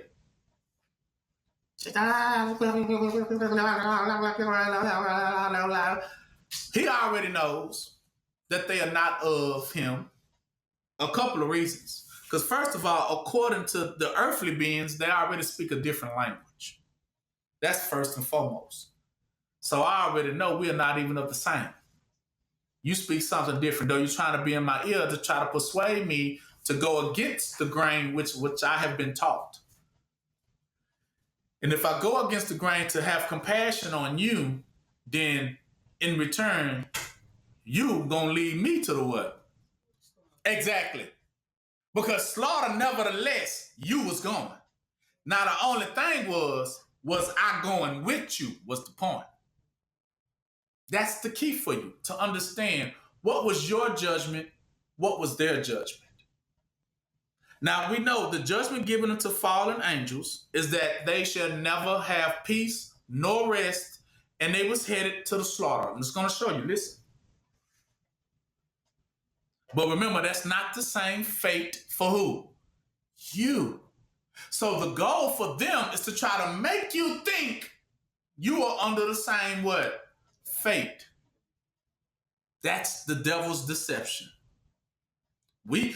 If we go, you got to go too. If we all in this together. No, we not. Because remember, at that point in particular time, what it said about Enoch. Was Enoch there when the flood hit? Nowhere near it. Nowhere near it. So what did y'all do for Enoch because he stayed his ground? When the time came, he delivered him from it. So he had to just stand his ground. They ain't gonna never walk in the same door together. It's not gonna happen. But he has to stand his ground, because if you are spiritual versus below, it's impossible for you to suffer the same fate as them, because above going one door and those below going into another door. Remember, he separated the wheat from the what? From the tares, always have been said. So you have to remember these things and don't let them talk you into these things, right? Because that's their goal. The annoyances is that if they can be loud enough, if they can chitter chatter loud enough, it makes you, with so many different voices, it makes you forget that one little voice. That's why they're very noisy. He said riots, when they come, looters come, they come very noisy for a reason. Because they want to give you all these different voices, like static on the TV or the radio. You're trying to get to one channel, one clear channel of voice, of a single voice. But then when you turn on different channels, you hear a bunch of different what? Voices, all begging for your attention at the same time. And it creates static and noise, which you don't want to hear. All the different annoyances of bleep, bleep, bleep, bleep, bleep, bleep, and it becomes blah, blah, blah, blah. And then it becomes different languages of stuff you don't understand. That's what babbling is. It becomes just a great babble in your ear. But it's then, if they raise the volume of it, then hopefully it drowns out what? That one voice of what you've been told all your life. What was that one voice saying? This is that one voice. That all them evil spirits, devils and demons and wicked people and nations were going to be led to the what? And don't you join them. That's that voice. But they're trying to drown out that voice with, can such and such go? Can this one go? Can that one go? Can this? And see all of them begging for your attention, because they know that the children of Yah, the elect, have the keys to the kingdom of what? Heaven. So they're trying to see if they can get all fit in, all the legion and all the devils and demons in, open the door, let us all come in here. But it's not going to happen anyway. because he's trained to hear how many voices? One. Remember Elijah? He said he's seen the whirlwind come. He's seen the earthquake come. He's seen the fires come. But then he heard a what? A still small voice. After all that, meaning that's after all the confusion, it was still what that little girl said it was going to be, is what was going to be. So you have to remember that voice. That voice has been given to you from the beginning. Don't let the confusion of people now try to confuse you. Nah, it ain't like that. It's different. It can be changed. It can be darting around. Like it don't have to be like that. What does that one word say? You're going to learn. Judgment stands. Yah said he ain't never had to take back his word on nobody. And you have to remember that. See, this is all about part of your memory. Remember, when Yah speaks, he don't change. So that people don't trick you. Remember, if he said that's what it is, that's what it is. Don't let people what? Trick you. See, that's how that woman, that strange woman got him. Because he didn't see her coming, though he seen her coming. Right? It said she was dressed in the attire of a harlot, so her whole outfit gave it away. What was the outfit she had on? The Babylonian-ish clothing. She had on the uniform. That was the harlot right there. And then not only that, if she didn't see it with that, it said she had the Egyptian carvings all over her. So she was tattooed up and all, and he still couldn't see it. So who was blinded? Her or him? Him. Couldn't see that Yah had already judged that. So it was nothing new he could do for her, but she talked him into helping her, didn't she? And where did she lead him to? To the slaughter. Exactly. Because she knew she had to go anyway. She just took him along with her. So that's why I tell you, don't get it twisted. It ain't just for men. Because trust me, them spirits get in women too. And will lead you what? To the straight, not a stray anymore. Where you going? To the slaughter. That's what a stray means. You are headed to the slaughter. They will talk you into it. They will persuade you. Follow me. That's all they're going to tell you. But you best to be careful that they ain't leading you to a wrong place that's going to get you towed down. See, a lot of people don't know. That's why they dress in armies and joining this stuff and joining that stuff and joining this organization, joining that fraternity, joining this sorority. Let me join this. Let me be a part of this. Let me be a part of this gang. Let me be a part of that organization. And now making all these marriages and deals and covenants and all these contracts. Not understanding. All of them are still headed down that one path. Those are the noisy voices. Right? So let's read some more. So they shall become clouds. Clouds meaning they're going to be a bunch of them. You know, clouds represent armies, right? We know that. So it's a bunch of them. That's what makes them, all of them, collection of all of them together makes them one, what? Giant. Exactly. That's what he's telling you. So now you think that I don't see giants these days. He's saying they still here. They just get into a bunch of what? People. And they shall, 10 says, and they shall lament, no food shall they eat, and they shall be thirsty. What is no food and thirst? They ain't getting nothing to eat or nothing to drink. The word of Yah. There you go. Because ain't nobody telling them, peace. See, that's what they thirsty for. That's what they hungry for, somebody to tell them what they want or what? Hear. But you can't be the one, right? That's why I say when demons go out, they can't find no water, and they go to dry places, cursed places, and they ain't got nothing. Nobody telling them nothing. Carcasses. And they shall be concealed. Concealed means chained.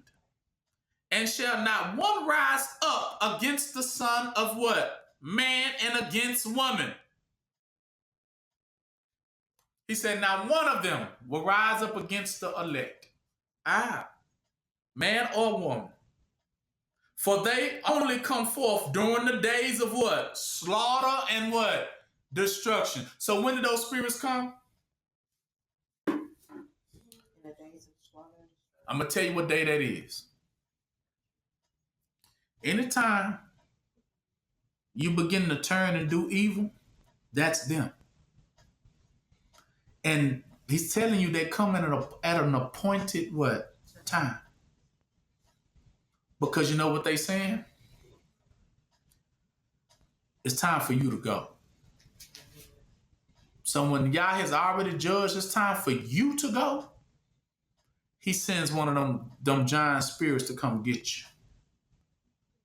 And they get all in your mind and they lead you what? To the slaughter. That's when it's time for you to go. They lead you there.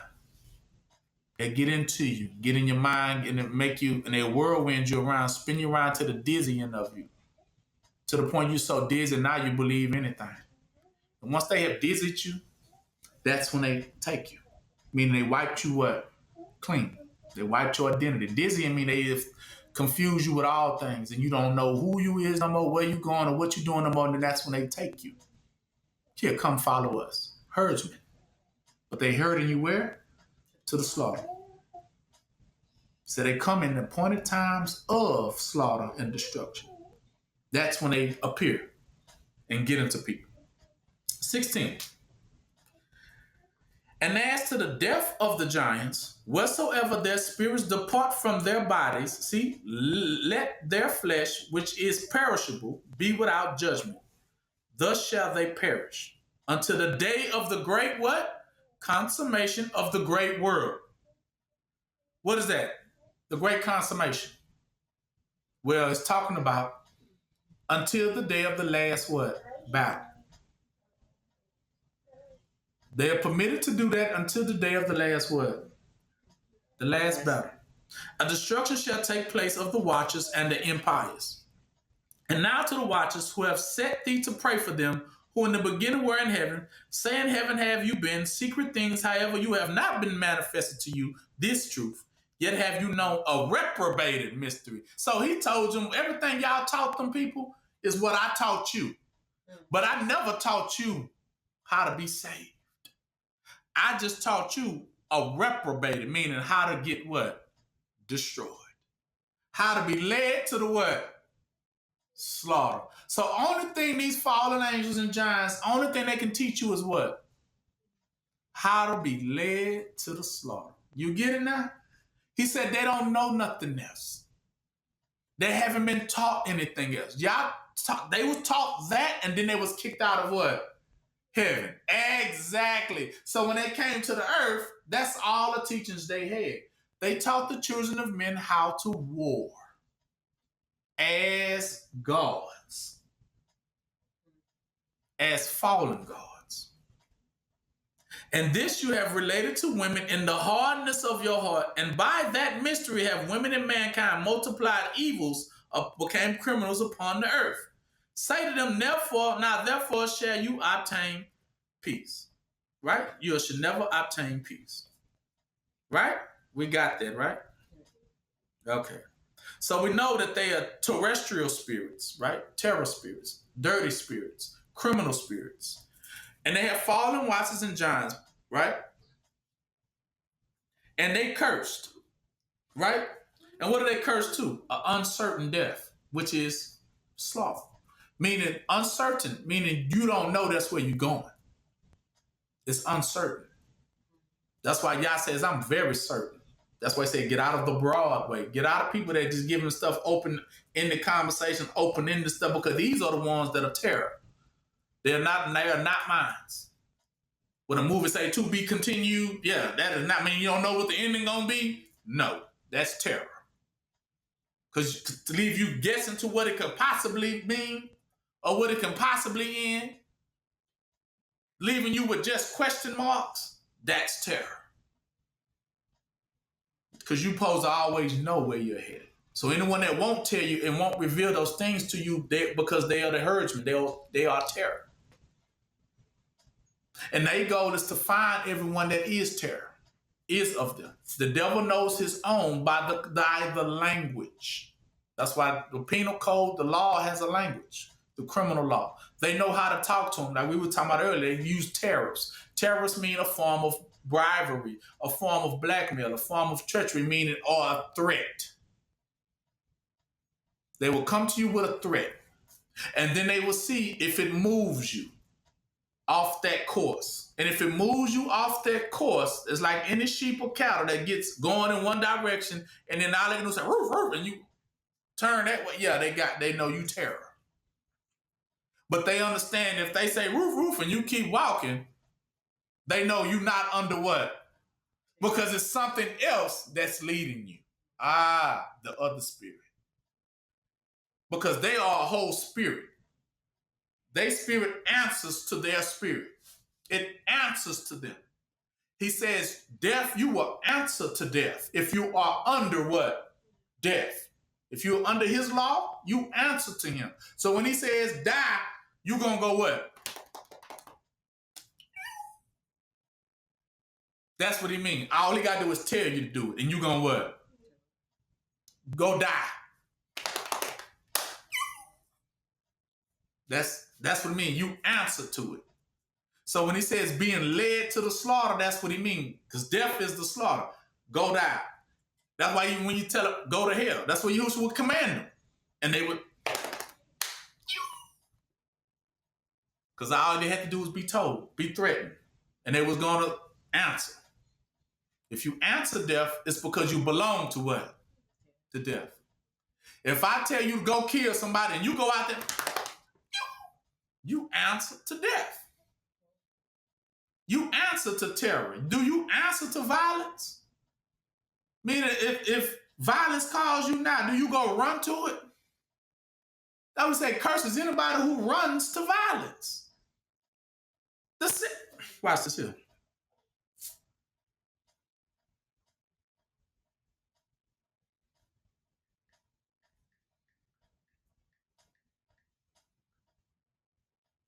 Proverbs 6.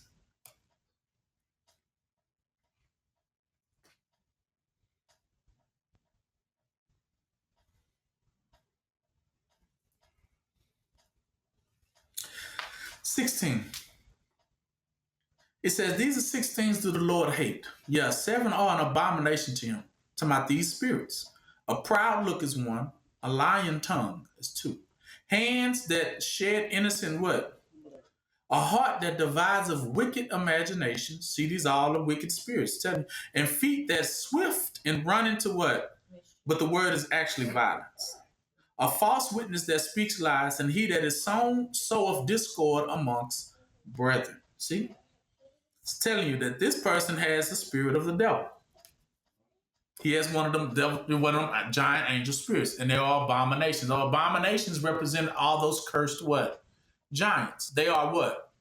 An abomination. So if you pick up their spirits, you have become an abomination yourself, right? Okay, let's move on.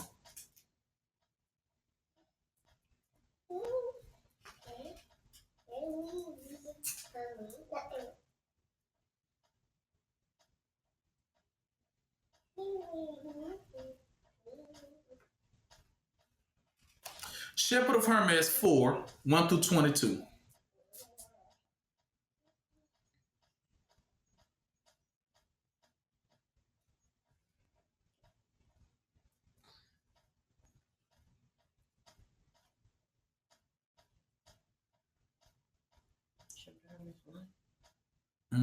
Yeah.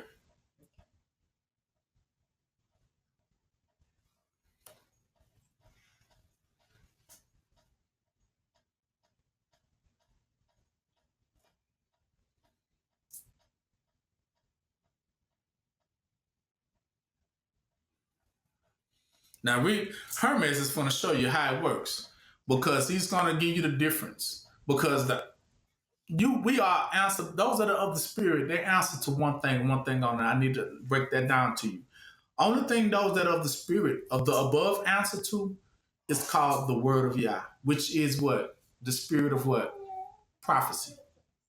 So they hear prophecies, and that what makes them move when they heard it. These are different from those that hear violence. When they hear violence, they run to it. But those of the spirit only listen for what? The word of Yah, which is the prophecies and the commandments of Yah, and by them they are moved. See, these are different. They're not heard it the same way the earthly are heard it. The earthly are heard it. He said all animals are going to be led to the what? Exactly. All animals are only going to be led what? Everything under terror is led what? To the slaughter. So you can't have a criminal or animalistic or beastly mind.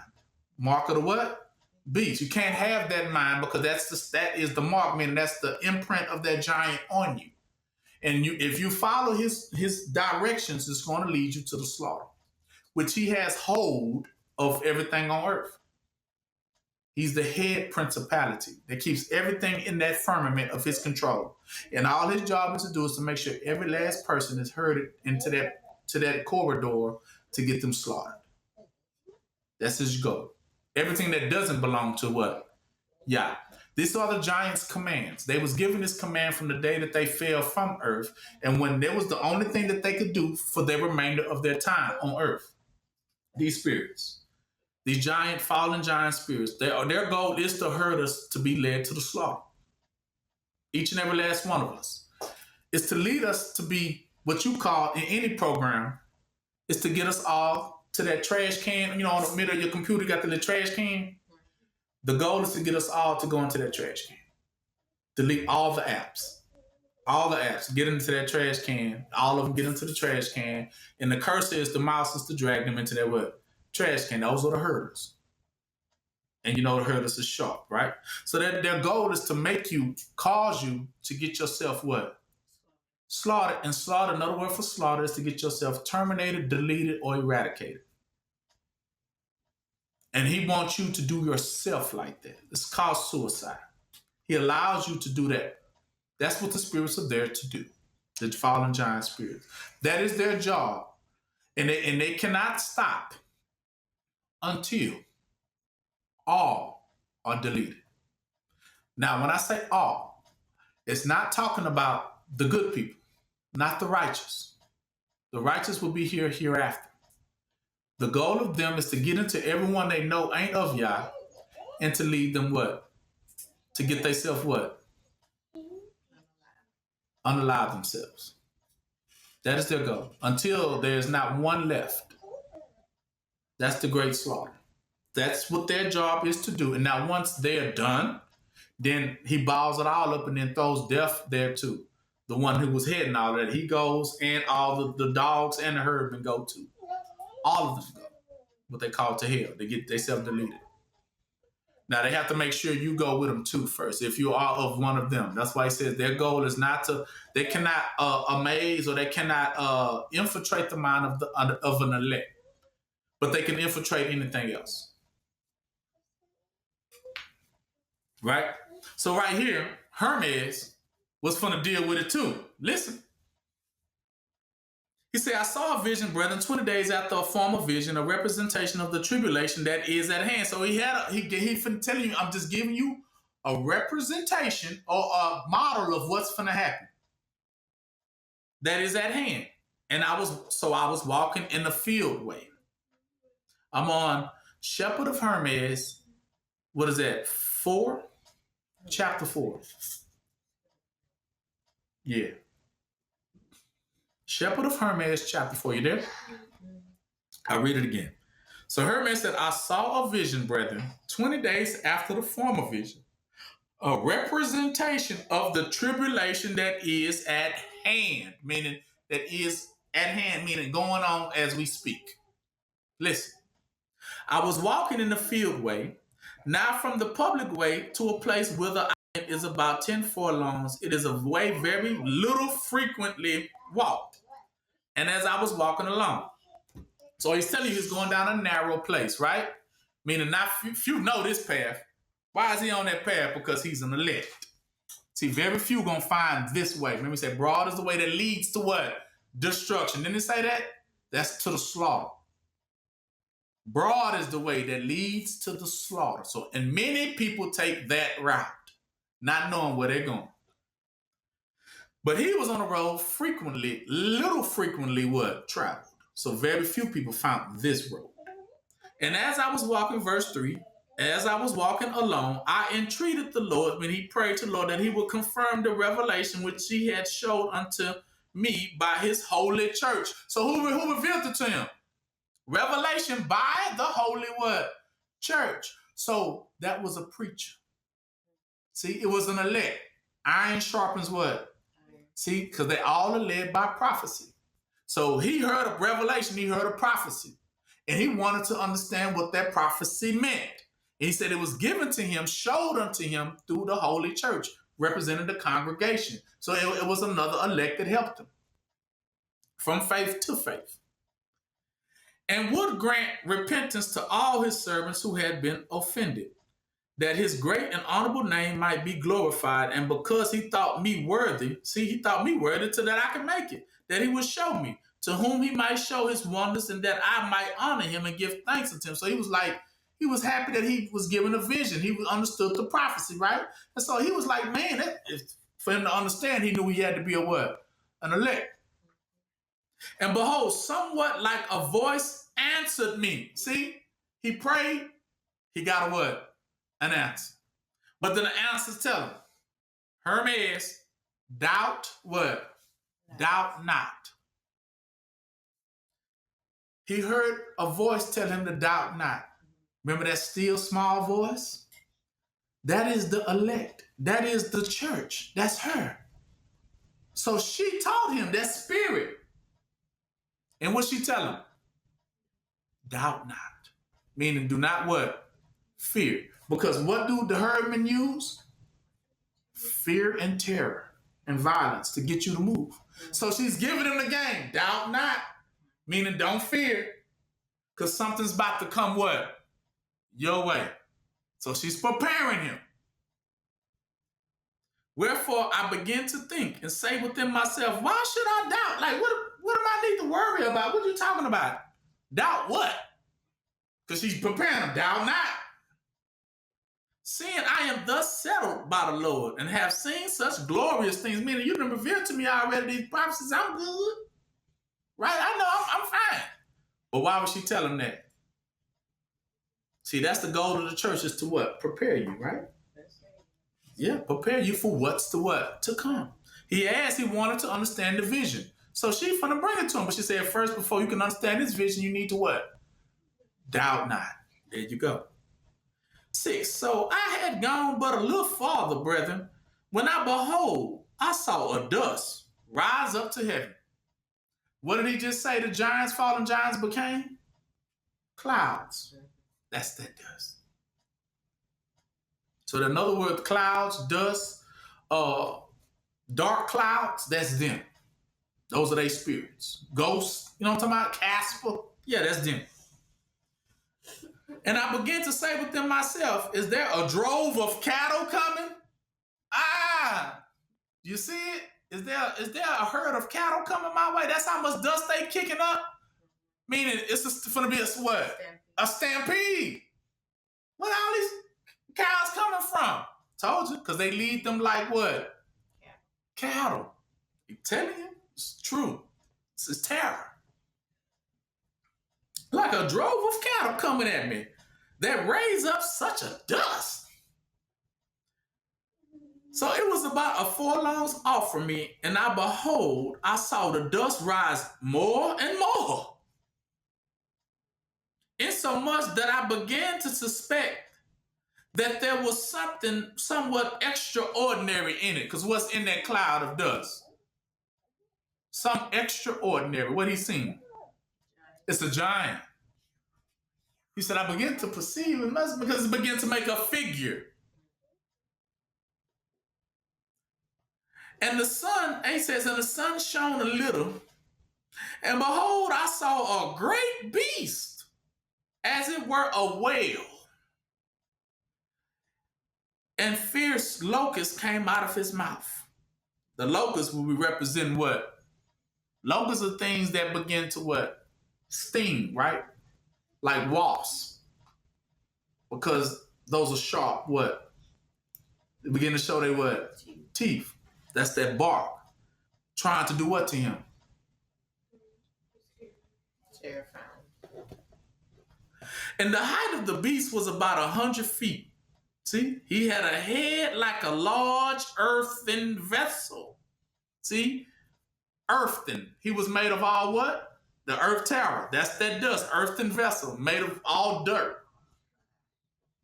And I began to weep, see, and to pray unto the Lord that he would deliver me from it. Then I called to mind the word which I heard, doubt not. He had to remember that word, doubt not, Hermes. So what did he have to remember? Which was a prophecy. He had to remember what? The prophecy over what he got to walk by faith and not by what? So you have to remember what the prophecy said he wasn't going to eat me. The prophecy said it wasn't going to eat me. The prophecy said that I was going to make it, that I was going to survive. Don't even look at it again. No, I said I was going to make it. I remember what the word says over this beast right here now. And then you have to speak what? Unto that mountain, right? He said if you have faith as a mustard seed, right? You will speak unto this mountain and tell it to get out of what? Get out of my way. Because remember, this ain't my judgment. I know you coming for them, but I ain't what you're coming for. See, this is what he had to what? Remember. He had to remember. He said, I had to remember. I had to call to mind what I was told before it came by the church. The rest of the elect who spoke like them prophets, who spoke to him. And wherefore 10, what he said, brethren, putting on a divine what? Faith. Divine means what type of mind he had now? A below mind or what? See, he had to think heavenly and not think what? Beneath, because remember, cattle only respect two things. What is it? We write this down so you can understand. When animals, the law of animals only respect two things.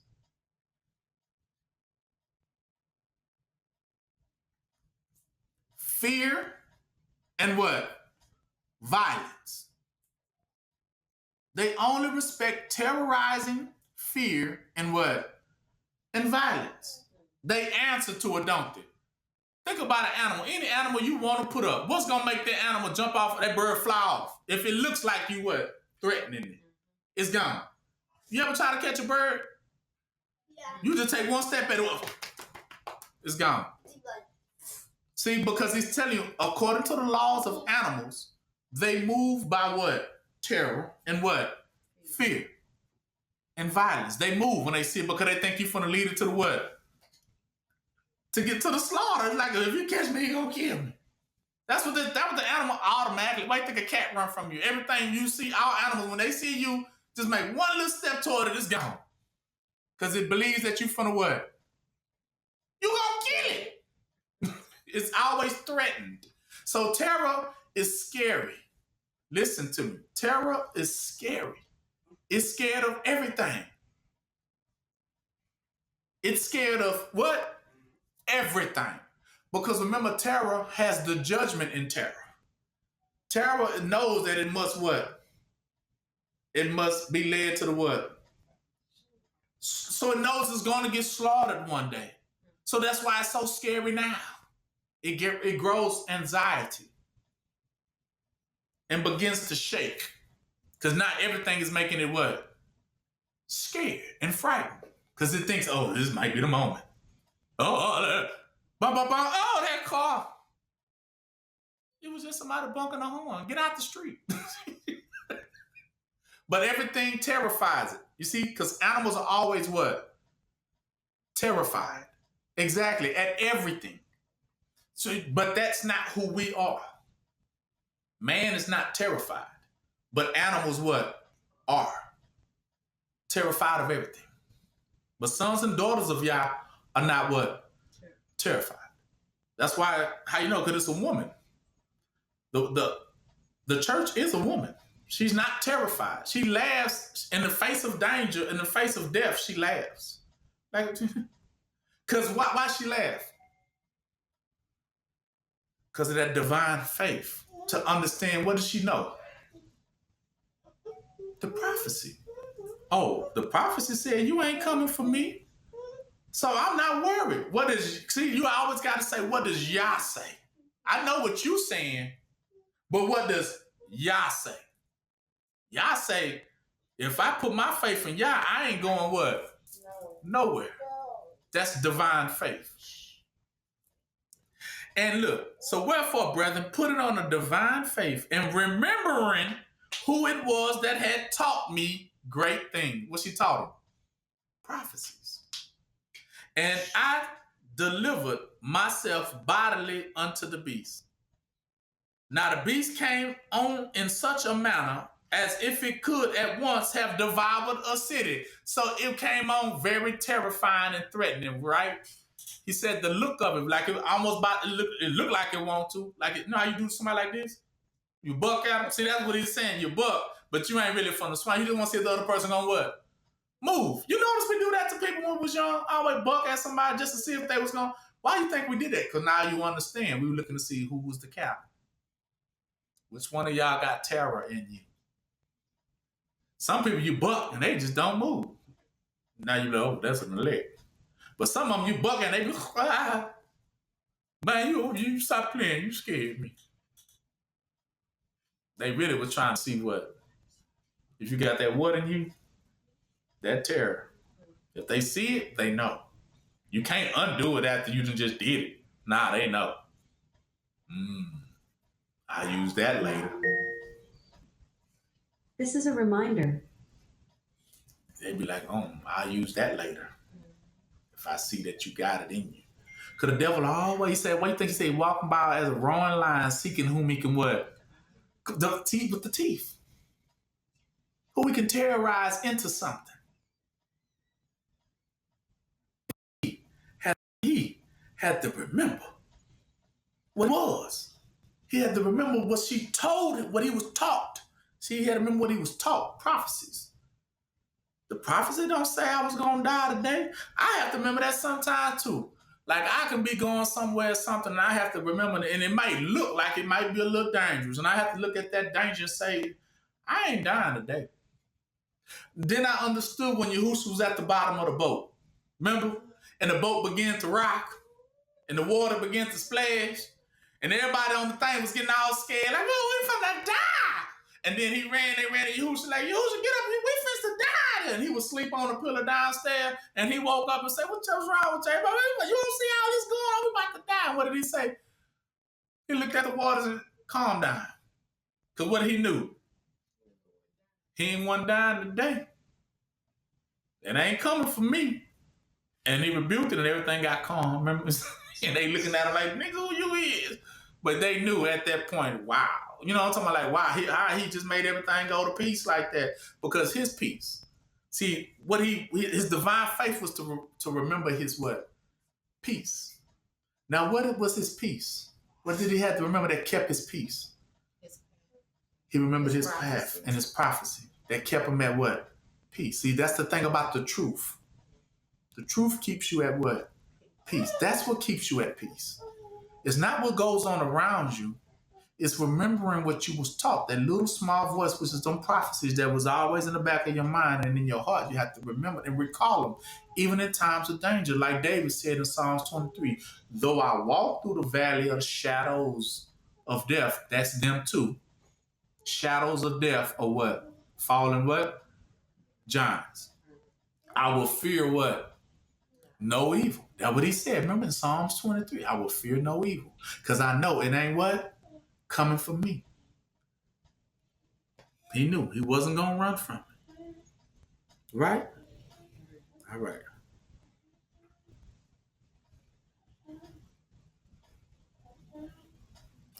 Ecclesiasticus 14:17.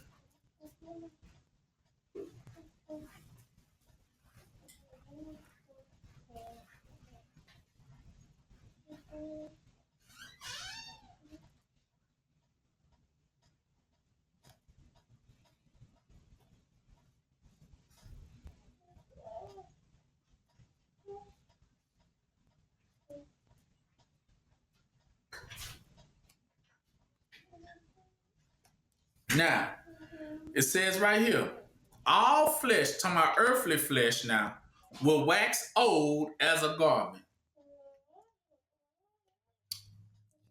Now, old is the name Ecclesiasticus with a C-U-S at the end. Hush. 14.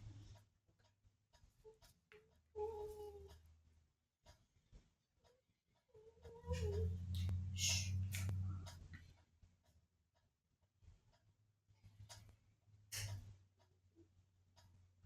It's in the Lost Books.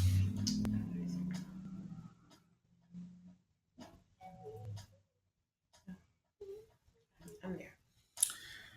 He says, all flesh waxeth old as a garment. The word old now. When it says you got to be born a new man and not the old man, full of the old man. Now you recognize what the old man is. Who's the old man? The giants. You can't be of the old man. So that's what's old. The old fallen what? They spirit. The old giants. The old watchers, the fallen. That's what's old. For the covenant from the beginning for them is what? Thou shalt die the death. You see that? It's already told to them. So they already know. They are appointed to what? So they are appointed to now to be led to the what? Exactly. So they know that for themselves. That is their judgment. They can't get out of it. They're appointed to death. They have to go. Headlong, dead into it. Much as they don't want to go. Now, go to Enoch 10.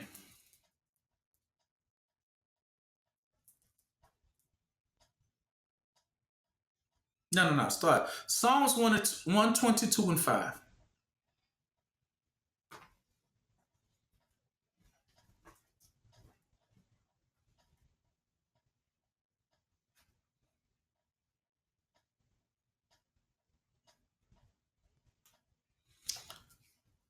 Listen, I started one so you can really understand this.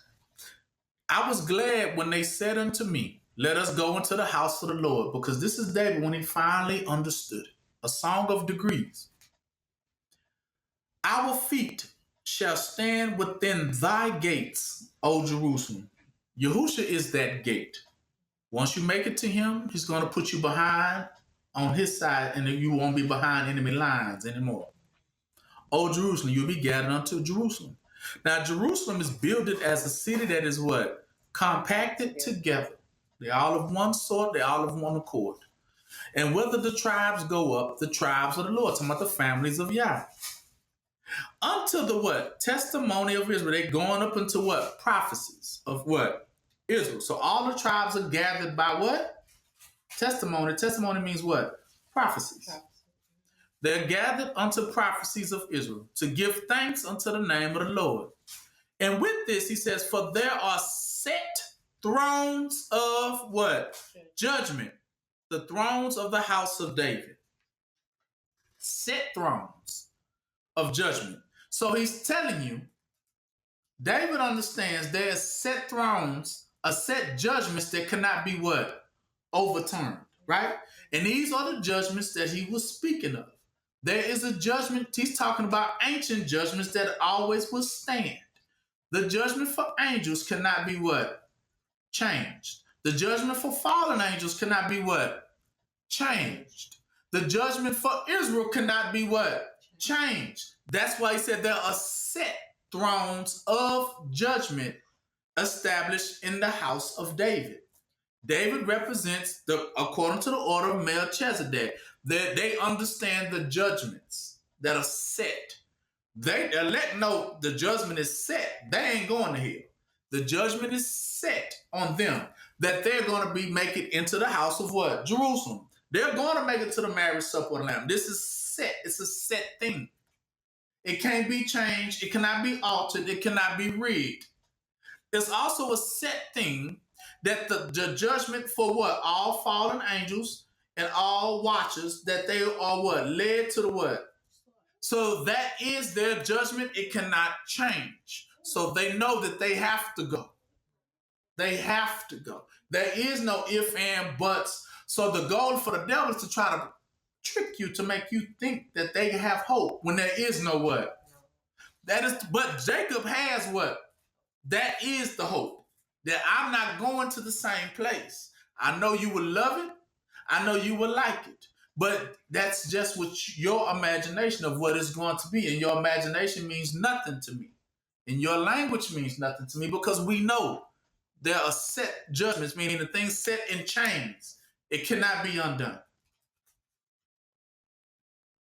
Right? So now you will understand about these changes that are set thrones, that meaning they can't get out of it. Go to Wisdom of Solomon 17.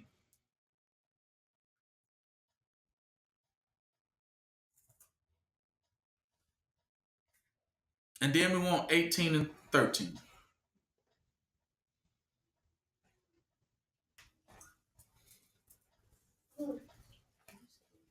Wisdom of Solomon 17. And then we will go to 18, 17. Meaning chapter 18, verse 17. Right? These are the judgments. He said, for great are thy judgments and cannot be expressed. Therefore, unnurtured souls have what? Error. Meaning unnurtured, what is an unnurtured soul? At this point, he's talking about a bastard.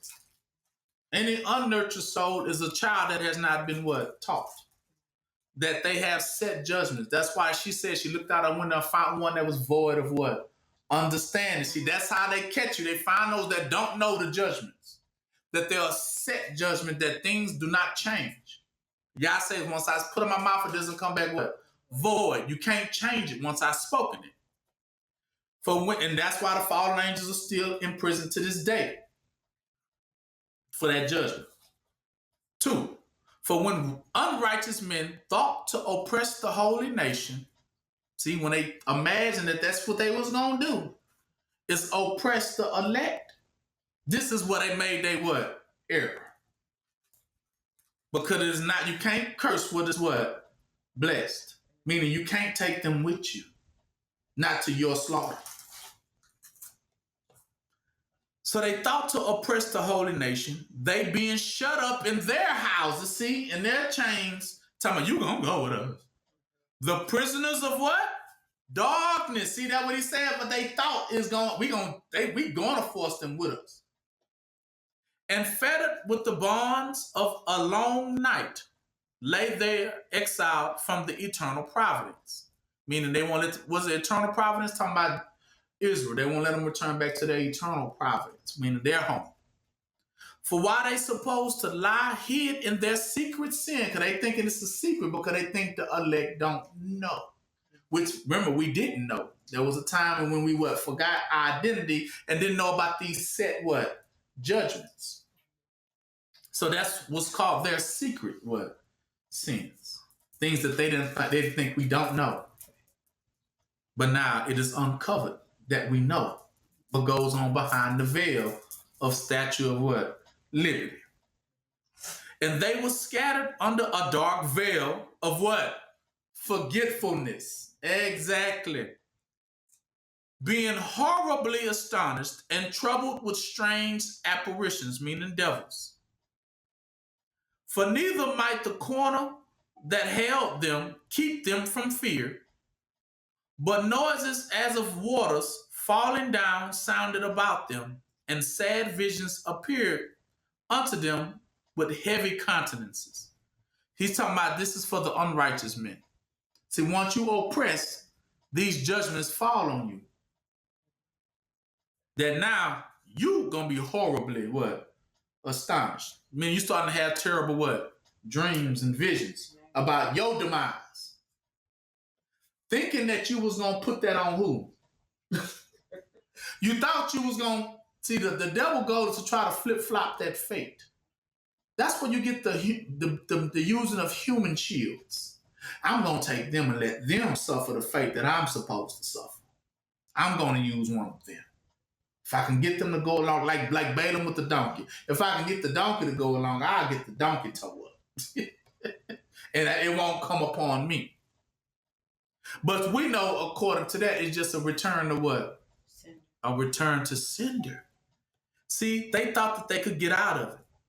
See, he thought, 4 says, they thought they might, the corners or their teachers that held them, keep them from fear. See, they thought that the devil, man, you told me I'm going to be fine. You told me I'm going to help you, but I'm good. I'm good, right? And he lies. He said, yeah, you're good. But remember, the captivity will be led what? Captive. So he gonna allow those visions and dreams gonna start overtaking you either way it go. Then nigga, you still gonna go headed to the what? To the slaughter. And those sad visions begin to overtake them. 5. And no power of the fire might give them light, meaning y'all ain't revealing what? Nothing. They're going to go hungry and thirsty in verse 5. And neither could the bright flames of the stars endure to light that horrible what? Night. See, they knew it was coming. Only there appeared to them a fire kindled of itself, very dreadful. For being much terror, they thought that the thing which they saw to be worse than the sight that they saw not. And as for the illusion of art magic, they were put down, and their vaunting in wisdom have reproved with disgrace. For they that promised to drive away terrors and troubles from a sick soul were sick themselves of what? Fear. Worthy to be laughed at. Who laugh? Who doing the laughing now? The elect. Their sorrow was turned into what? Joy. And now they laugh. I told her, that's why I say still small voice. She's always laughing because she knows her fate. And when she knew her fate, she had everything to celebrate and nothing to fear. So she laughed at them. 9. For though no terrible thing did fear them, yet being scared with beasts, they passed by. That passed by, and hissing of serpents. See, they was scared of everything now.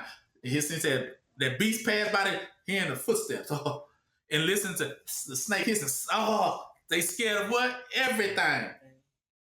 And they died for what? Fear. Verse 10 says they died for what? Fear. Denying that they saw the air, which could no side be avoided. For wickedness condemned by her own witness is very timorous or tumorous. And being pressed with conscience, always forecasting what? Grievous things. So all the dreams, all the mysteries, all the prophecies only gonna preach what? Grievous things. Man, you finna get towed down. Oh, you going down for all your crime. 12. For fear is nothing else but a betraying of your what? Of the truth, which reason offered. Because you betrayed the truth, then your life was what? Betrayed. And now you finna be what? Led what? Captive, because when the truth was given to you, you didn't what? You didn't receive it. You didn't listen or you didn't receive it. Now, only thing left for you is what? Terror, horror, and what? Fear. 13. And the expectation from within being less counted the ignorance more than the cause which bringeth the torment now. But they sleep in the same sleep that night, which was indeed intolerable, and which came upon them out of the bottoms of an inevitable what? Hell. It was inevitable. They could never get what? Away from it. Were partly vexed with monstrous apparition, that's them giants, and partly fainted. Their hearts fell in them, for a sudden fear, and not looked for, came upon them.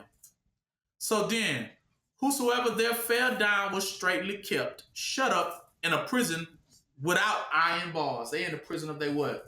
Their minds. Told you, because that now their spirit is leading them. See, they ain't even in no prison, but they still being led as if they in a what? With chains. For whether he was husbandman or shepherd or laborer in the field, he was overtaken, no matter what he was, and endured that necessity, which could not be what? Avoided. Because he's led now to what? He's being led to the what? To the slaughter. For they were all bound with one chain of what? So all those army men are bound with one chain of darkness, meaning one sentence has them all saying, go, you are led to the what? Go to the slaughter. You shall die the death. Now the death you have to die is that slaughter death, that violent death. You have to die violently. You love violence, so that's what you will suffer, violence. You love, that we say you answer to it, therefore that way means you shall die the death. The death of all those that get slaughtered. Listen, and he's going to tell it. Whether it be a whistling wind or melodious noise of birds among the spreading branches, meaning running through the trees, or a pleasant, pleasing falling of water running violently. Everything, you in the dark. So all those noises now, because you in the dark of terror, right? In the darkness of terror, you are blinded. So all those things, those sounds are in heightened, right? So all the sounds around you when you blinded becomes more what? Heightened in this terrifying sounds. 19. Wisdom of Solomon, 17, verse 19. It's in the Lost Books. Or a terrible sound of stones cast down, or running that could not be seen, or a skipping beast, or of hooves, right? Beasts have hooves. So he's saying when you hear them skipping across like wooden floors, you know the sound that makes? The galloping sound? Yeah, they saying you hearing all that. Or a roaring voice of most savage wild beasts. And a rebound echoing from the hollow mountains, or echoes. These things made them to swoon for fear. For the whole world shined with clear light, and none were hindered in their labor. Over them was a heavy night. See, over these will be spread a heavy night. An image of that darkness which should afterwards receive them. See? But yet were they unto themselves more grievous than the darkness, meaning everything they tried to do to prevent it became more grievous than actually going into it. Like trying to gather up people to help. Hard labor, trying to press folks, trying to drag people in. It's going to become more grievous to get somebody to go into it with you than you just going yourself. That's what he's telling you. But nevertheless, they're going to be towed down. So go to 18:13 while we're there. Wow. Wisdom of Solomon, 18, and we're going to skip down to 13. It says, for whereas they would not believe anything by reason of the enchantments upon the destruction of the firstborns, he said they wouldn't believe that this was going to be their fate by reason of the enchantments, but upon the destruction of their firstborns, sons and daughters, then they acknowledged that this people to be the sons of who? See, when they started seeing the elect slay their sons and daughters, that's when they knew who the elect were. They didn't believe it until that day of what? Slaughter. When they saw, they tried to send one of their sons at them and they seen them fall. They looked back at that one and they said, that's an elect. They knew. Because when they tried to make them slip, stumble, or go in a different path, what they sent at them with the threatening teeth got their teeth shattered. And then they knew right then and there, they staring at him elect. Because he not what? Moved. They knew it.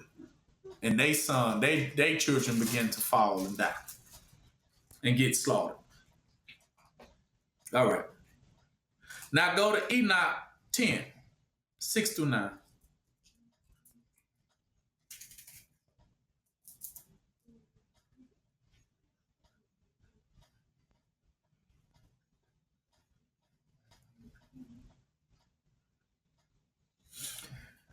All right. So that you understand that he already set, the devil and his children are always set thrones, meaning that it's already set for them, that this will be their place. They're always set around sharp things,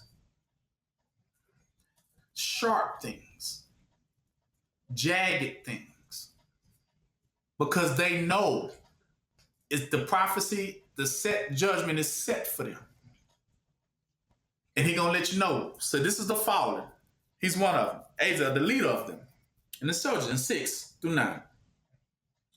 And again, the Lord said of Raphael will bind him now, hand and foot, and cast him into darkness, and opening the desert, which is Duel, cast him there. So they cast him into a very barren place, a desert, right? And it's full of darkness, right? Now throw upon him hurled and pointed what? Stones. Cover him with what? There shall he remain forever. Cover his face, that he might not see what? So blind him, or he's given the judgment for everybody that is of him. He's commanded him to hurl him down to earth. meaning he's already chained to terror. So everybody that's of him is all his subjects, all his slacks to earth, meaning they can't do it anyway, whether they want to or not. That's why you try to go to space, just crash back down. They ain't going anywhere. And he says, and then cast him into this darkness and open. And so it's a desert of dry land, meaning he would never have no mercy, no repentance, is barren. He becomes a bastard child, basically. He will never be visited for repentance, mercy, or giving righteousness, nothing. He's done. All his works are gonna what? All his works are gonna always get him what? Slaughtered. So all his works get him slaughtered over and over again. You hear me? All his works. And then he says, now throw upon him hurled and pointed stones. So how do the stones are pointing at him? Which direction? Upward, coming downward, right? So they pointed at him just like a mouth full of what? Teeth. So he's already appointed to this. And cover him with darkness, cover his face so he'll never can see who the elect are. Right? So that we can funnel him. That way he can be led to the what? You get now he can be led to the slaughter. He will always be covered. That way his face, he will always be blinded. Be led what? Blindly to the slaughter. That he may not see the light. He might not see the truth, and that he forget the truth. And in the great day of judgment, let him be cast into the what? To the fire. You see that? That's his fate.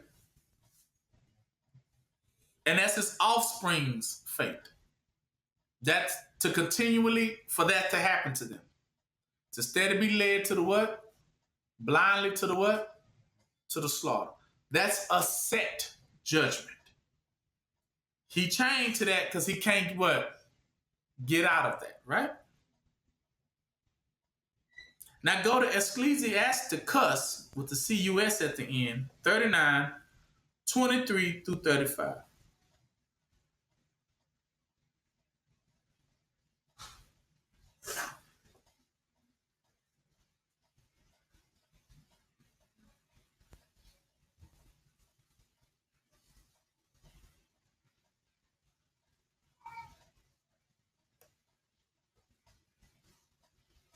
I said 39, right? 23 through 35.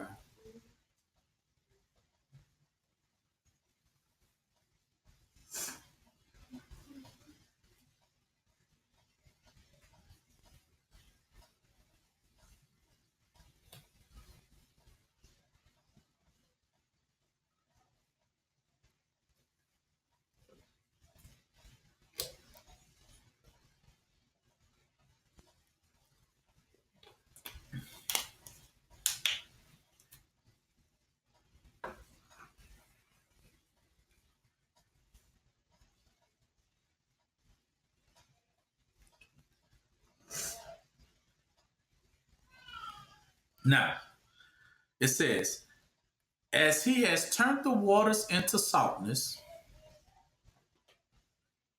so shall the heathen inherit his what? Wrath.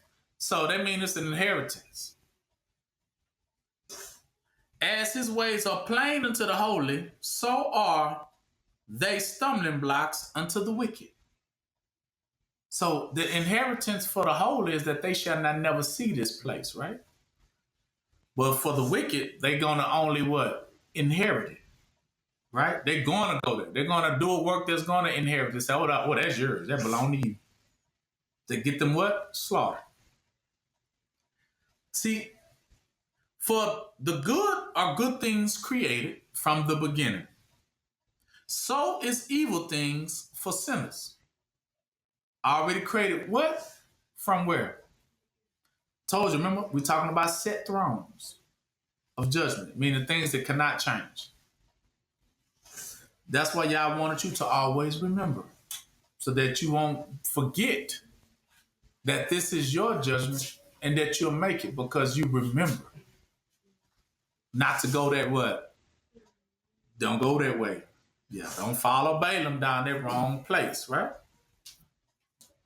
Listen. So for the good are good things created from the beginning. So is evil things for the sinners. 26. The principal things for the whole use of man's life are water, fire, iron, salt, flour of wheat, honey, milk, and the blood of the grapes, and oil and clothing. All these things are for the good to the godly, right? They shall be clothed with these things. They shall inherit these things. Is he talking about this is the inheritance, right? So to the sinners, they are turned into what? Evil, right? Evil for them. All those things that was for your good will turn to them for their bad. Everything spoken right there will turn for their bad. When they hear these things and when they receive these things, it's so that they can inherit what? The slaughter. It's a trick for them. There be spirits that are created for vengeance. What are them spirits that's created for vengeance? The giants. Yes. See, those are those spirits. They are created for y'all's what? Vengeance. So how y'all gonna lead? Think about how can he lead you to the slaughter? Unless he got somebody that's gonna what? Lead you to the slaughter. So he needs something to do it. So that was why he kept the giants and the fallen watchers around. Because he needs them to gather the sinners. So he can lead them where? Exactly. So he can lead them to the slaughter. Right? So these spirits were created for vengeance. So giants were created for what? That's why they are called the abominable. They already done. They monsters. They already know what it is, what their fate is. Their goal is just to what? Gather people that don't want to do right by y'all and take them to the slaughter. Come on. You don't want to do right? Oh, cool. Come with me. Right? You like violence? I like violence too. Come with me. Right? That's their goal. To gather all that are not elect and gather them to the slaughter. That's their goal. That's their job. Which the slaughter represents the vengeance of who? Of Yah. To repay them back. Which in their fury lay on sore strokes. Because they come at fury means they are like a whirlwind to them. Because that makes them dizzy, right? Like a tornado keeps spinning around. That's how they are, like spirits. That you don't see what's going on. They lead you to that place. And in the time of destruction, they pour out their force, their spirit, and appease the wrath of him that made them. So they actually appease Yah. To the point, Yah says, like a burp, oh, that was good. One more sinner gone. Good. You see? So they doing their job, ain't they? Making sure all bad people are led what? Astray. That's their job. To make sure all bad people are led what? That's the thing.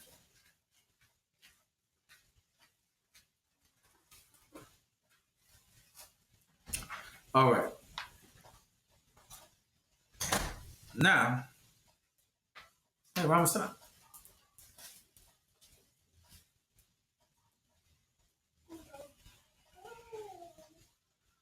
Fire and hell, famine and death. Listen to the list. On Ecclesiastes 39 and 29. Fire and hell, famine and death, all these were created for what? For vengeance. So when the one suffers these things, you know, oh, that person just got the vengeance of Yah put on their butts. Also, teeth of wild beasts. See, there go those teeth. So when y'all see them dog teeth and wolf teeth, and whoever they growling at, who they trying to get to, that mean they was appointed to Yah's what? Vengeance. Y'all knows who he's coming after. Exactly. Scorpions, serpents, and the sword punishing the wicked to destruction.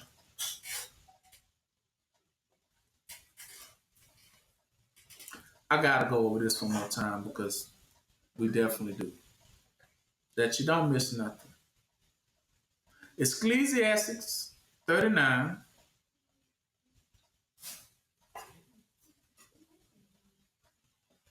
23.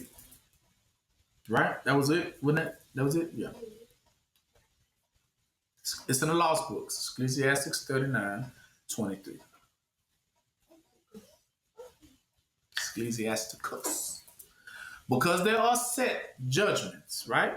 We know that these things cannot escape, right? Set judgment meaning it's locked in. You can't undo it, right? So this is what some of the set judgments. Listen. He says it, 23.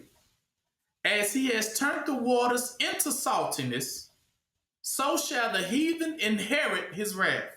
So it's an inheritance thing, right? Elect already ought to inherit heaven. He told you that. But the evil ones, like Esau and them, is already to inherit what? Yah's wrath or his what? Slaughter. It's already it's set. That's why you smile, because you already know it's set. It can't be changed. So you don't have to give in. You don't have to be persuaded by them. You don't have to fear the teeth, right? Because it's not for you. That's how they know it's not you, because when they show the teeth, they know you don't budge. So they already know, oh, you not, oh, this one's in the leg. They know it. It says, so as his ways are plain to the holy, when they get it, but so are they stumbling blocks unto the wicked. These going to be the things they're going to be what? Stumbling blocks means the very things in which you're going to fall by. See, unto the plain, unto the holy is plain, meaning it's revealed. It's clear. But unto them, they don't get it. They don't see it coming. That's what it means. They don't, the path is plain unto the holy. They see it all the way through to the end.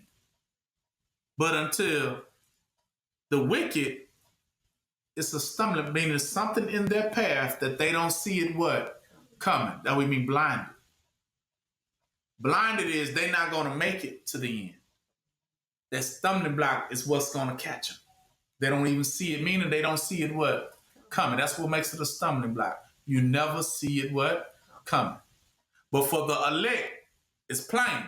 They already know. Take this path, and I'm going to find myself at the end of it all, looking back at everyone and recognizing that we're going to be left what? Alone. Because they never going to make it past that what? Stumbling block. Right? 25. For the good are good things created from the beginning. So for the good things have already been, so remember, set what? Set judgments. So these things are already granted from the beginning. They already been set in stone, an inheritance, and it's already been set who was going to inherit this particular blessing. It's already set. You can't take something that don't belong to you. You're going to learn it. Like, I can't just take somebody else's plate of food that's for them and say, I'm going to eat your food and you're going to eat mine. Here, we're going to swap. No, it's already set for them, and they shall have. But for you, your plate is set to what you shall what? Have. Right? So the wicked already know. They ain't going to be able to eat what the elect going to have to eat. That's what I mean, these teachings right here. I can say it all day long, very plain to you. But I guarantee somebody that is wicked will hear these same words and they wouldn't get it. That's what that means. To me, it's plain. But to the wicked, I don't know about that. I don't understand that. It's meant to be like that. Because clarity is given to whom clarity is given to. And for all those others, they are blindly led in darkness. Meaning not knowing where they're what? Going. But to those that are elect, they have great light ahead of them. They can see the whole path clear. So from the beginning, there are set thrones. set things that are set judgments that cannot be overchanged. From the what? That's how you know. And so evil things for sinners have been already set, meaning what they shall inherit. The principal things for the whole use of man, 26, is life, for his life are water, fire, iron, salt, flour of wheat, honey, milk, and the blood of the grape, and oil and clothing. See, that's all good things. And all these things are for good to the godly. See, they set for you to receive and inherit what? These goodly things. These are all blessings, but these are all spiritual blessings too. It's worldly, I mean, you know what I'm saying? It's fleshly, but it's still what? Spiritual. Because trust me, every one of these things you inheriting has something to do with spiritual. But so to the sinners, they are turned into what? Evil. See, them same things that was for their welfare, they're going to receive those things too. But these things is going to it's turning like, for them, I can hand them some water, but when they get ready to drink it, it's going to be blood. And it's going to right? See, but for me, I drank it. Things you thought would be for my death turned out to be for my what? For my good. But every time I pass it to you, it's going to turn out, that same good that is for me, going to turn out to be poison for what? For you. You can't receive it. I can't receive it. Exactly. That's what he's telling you. Because your inheritance is not the same. That's what he means. And it's given by Yah. Not of me, not of no one else. It's already set. Who going to have what? Right? He says it. 28. And so because of these set judgments, there be spirits that are created for what? Vengeance. What spirits were those? The giant spirit. Yes, they already created so that you can be led to the what? Exactly. They created for vengeance, which in their fury or hurricane or tornado lay on sores, wounds, and strokes. Meaning they lay on you what? Fury means the anger of Yah, the wrath of Yah, which turns into a whirlwind. It's a dizzying. That dark dust, it dizzies you, it blinds you, so that you may be blinded, so that you can that Yah can lay on you what? Sore strokes, meaning sorrowful things that they're going to make you dizzy you so much, they're going to make you commit a misstep that's going to bring upon you the wrath of who? Yah. Set you up for what? Failure. That's what those evil spirits are created to do. And in time of destruction, they will pour out their force and appease the wrath of him that made them. Who they going to appease? Who they going to appease means to satisfy. So who they going to see? The fallen angels are there to make you make a mistake so that Yah can what? Get you. And then once Yah get you, that's all Yah wanted to do anyway. They would say it's satisfy Yah. Like, see, because I said I wanted that one to burn. And only thing they did was help it along and made sure it came about. Right. And now Yah is satisfied. One less sinner in the world. Good. Led to the what? Slaughter. No more sinner. Gone. Bye-bye. Thank you. Now go get me another one. So that's their job. And we say they are set for vengeance. 29 says fire. Also, in hell, like hailstones, which is on like them big rocks that fall from the sky. Famine and death. All these were created for what? Vengeance. So whenever you don't know the truth, it's created so you can be led what? Astray. It's meant to be that way. The blind lead the what? Blind. They both gonna fall. It's set like that. Fire, because fire does what? Burn and cut. Hell does too. Famine does too, when you don't know the truth, and death for sure, right? 30. Teeth of what? Wild beasts. See, there go them sharp. Not because wild beasts don't have just like teeth like us. They don't have teeth like cows, neither do they. But what do wild beast teeth look like? Very sharp and jagged. Because that's what they're always set. They set for these to fall by these things. That's what that means. Meaning, okay, if there's a chainsaw in the room, for some strange reason, that sinner gonna fall and get caught by it was because it's set there for this one. That's what he mean. They're always set by sharp things. So that, yeah, because the vengeance is the vengeance of who? Yeah. So they are set. That's the seal. When the Father, remember, he put him in the jagged room, and he said he chained him down, and he blinded him, so he can never see the stumbling block, meaning he can never know that he's being led what? Astray. So that he will go there and walk right into that corridor with that angel with that big old sword, ready to what?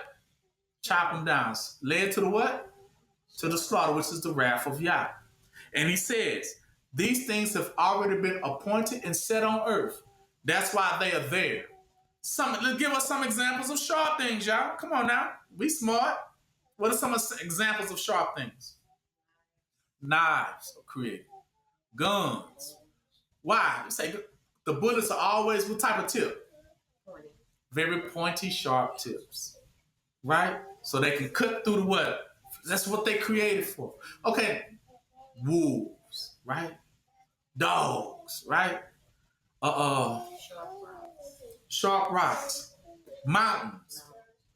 Mountain is very jagged. What else? We know sharks.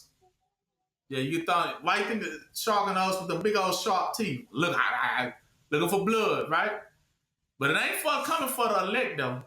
See, Jaws ain't coming for the elect. But Jaws see anything that like to eat them out in that water. See, but they try to make you believe with their teeth.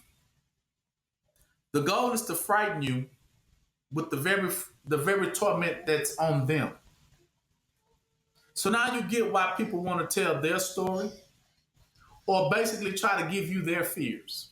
That's why you see scary movies and stuff. Because these are people who really be haunted with these thoughts. And so they try to do what? Pass them along to you. Try to deposit that to get you something. But those fake, remember what the voice said. Are those things going to come upon you? No. I had got it one day when y'all had showed me about bad dreams. Bad dreams, dang, that'll make you do something trying to, undo that. But Yah had to reveal it to me. He said, no, I have angels appointed over those things. So bad dreams for me, when he lightened my load, he told me, he said, well, bad dreams for me just meant these are the very things that are not going to what? So every time I had a bad dream, I used to thought that's the very thing that was going to happen. But then I had to ask myself, when Yah revealed it to me, he said, now ask yourself, how many bad dreams have you had? And I said, I had quite a few. Woke me up in cold sweats. And then Yah says, now how many of them came true? And then I had to think about it. I said, Yah, you know what? Not one. Not one. Not one bad dream I ever thought that was going to be it never came. And so that's what Yah said. So now you get what bad dreams are for you. For you, bad dreams, I'll give you those bad dreams. And I said, well, so why do I get them, Yah? When Yah broke it down to me, he said, well, I give you bad dreams. It's because I have appointed them angels to tell you that these are the very things that are not going to what? Happen to you. The very things that are not going to happen to you. And I mean, I used to get some. I used to be like, oh man, I wish that don't come upon me. And they never do. Because he said, I tell them to when I put them little demons in your dreams, they're there to make sure that those things what? Don't happen. That they don't come true. That's why I show you. So that you know for sure that ain't finna happen. I mean, falling off cliffs, jumping out, drowning, all that stuff. And he said, that's the very thing that ain't finna what? Happen. And when I realized that through Yah, the Spirit, I said, oh man, that was a sign of what? Relief. That I know now that even all of my bad dreams is just to show me what ain't finna to happen to me. That's why I can get up in confidence of after having a bad dream. Like, oh, okay, I'm good. So, but I'll be like, oh, wow. I mean, that could have happened, but it ain't. Okay, I'm good with that. Right? That's what he meant. Now listen.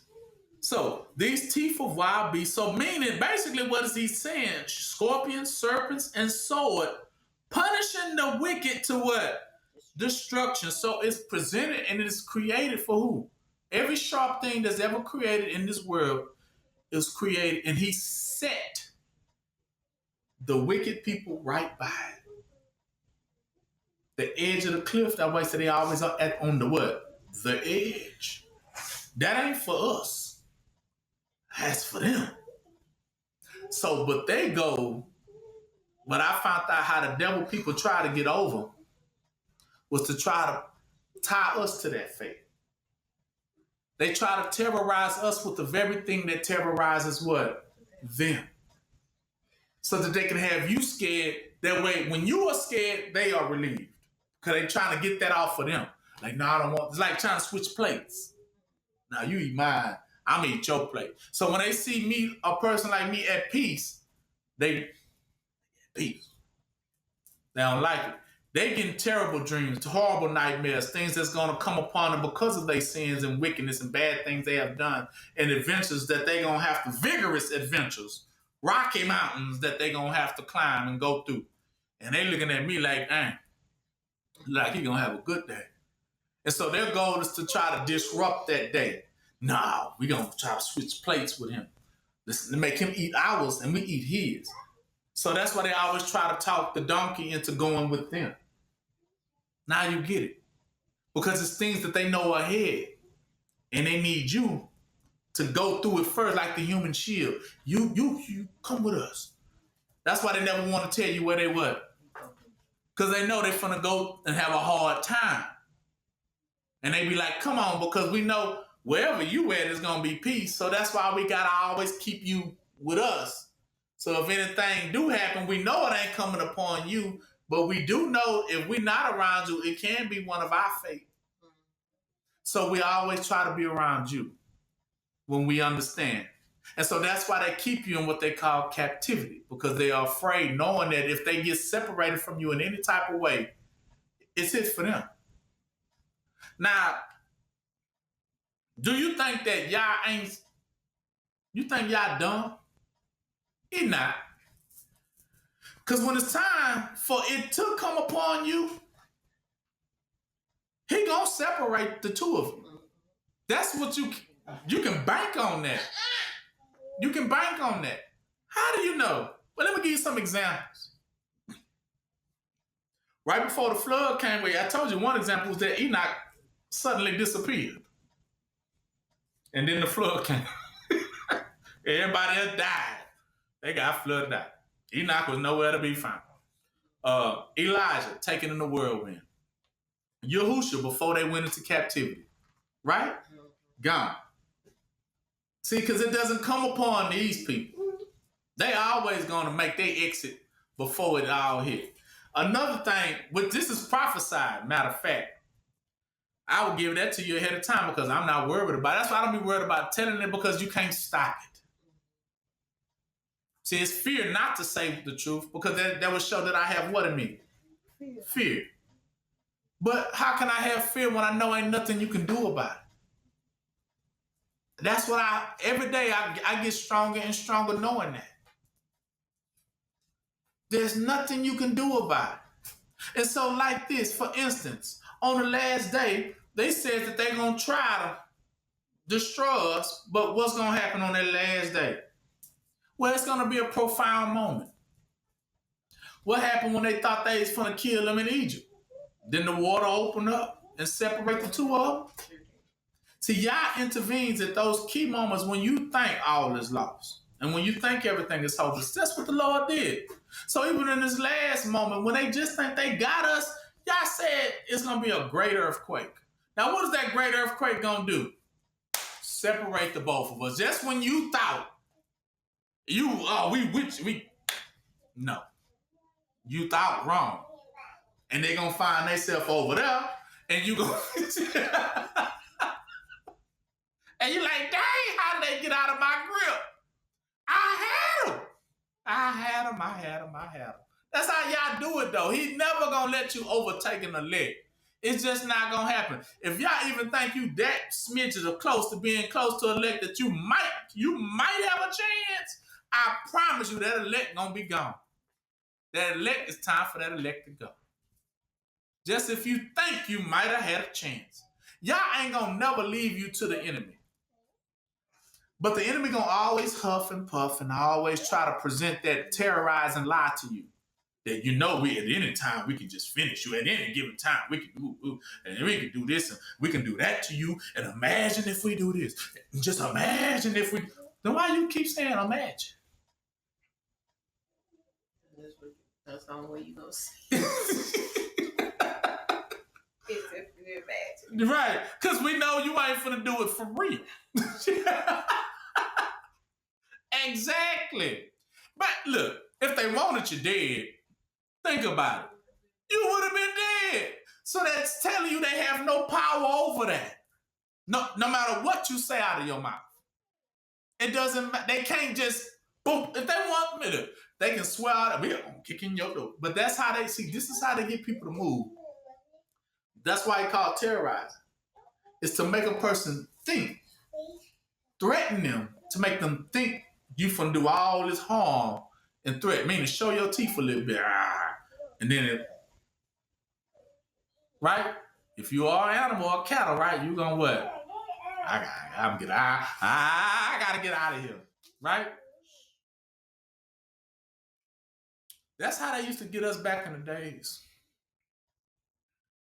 They would go to a person's house and they wanted that house. It's called the law, criminal law, same thing. It's the law of Esau, law of Cain. They would say, well, we want that house, but that person living there, them black people living in that house right there. Now, how can we get them out of that house? Right? We want that land, we want that property. We ain't got no money to pay for it. We ain't got jack.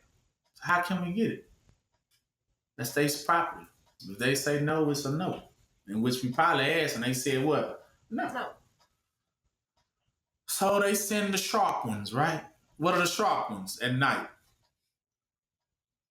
With the little hood. Then they want to burn a cross in your yard. And they say, if you don't be out of here by the morning, you nigga.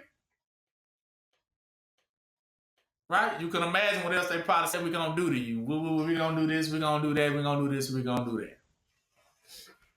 And then they went off and left the car house burning in your yard and went on their way. And you, if you are cattle, what you did? By morning, you was gone. So they come back in the morning and then they go to the banks and they go to the judges and they say, well, according to the law of Esau, the law of Cain, the criminal law said if they don't claim their property in 30 days, by default, we can claim it and it can be ours. So the judge say, well, by law of Cain, the criminal law, you were right. If no one claims it in 30 days, knowing they done already ran you what? Terrorized you off. So they know you're not going to claim it. You're never going to come back into that city or town. And so after the 30 days, they go back to the judge and to the court and to the bank and say, well, it's been 30 days. And then they be like, well, you know anything that happened? I don't know what happened to them. But all I do know is it's 29 and it's 11:59. So do we got a deal? And he looks around, checks the watch, it ticks. No one's here to claim it. By default, it's your land. Do you know that is how Esau got 90% of his land? 90%. Because the other party was killing. Right? So that's how he got all of his land. He didn't pay for nothing. He just terrorized you for it and forced you to sign over things or run off, and they would get it by default. Right? Or if you was in sin, then that's when they could literally kill you. The only time the devil can kill you is when you're in what? Sin. So that's why I said the devil walks around as a roaring lion seeking whom he may.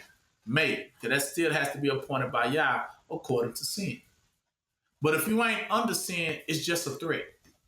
And those threats don't mean anything because you can't be moved by a threat if you have law because you have a set judgment. Meaning you can't do anything.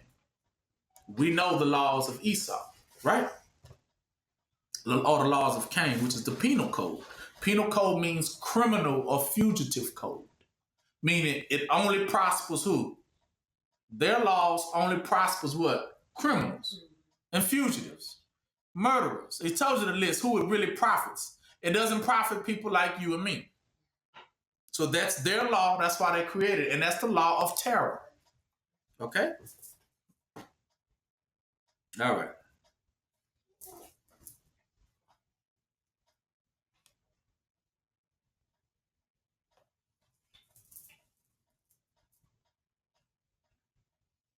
So, let me get you this right here. We're almost done.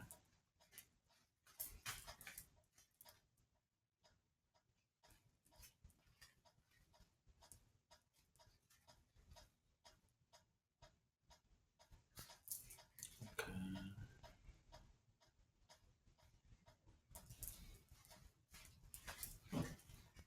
Isaiah 14.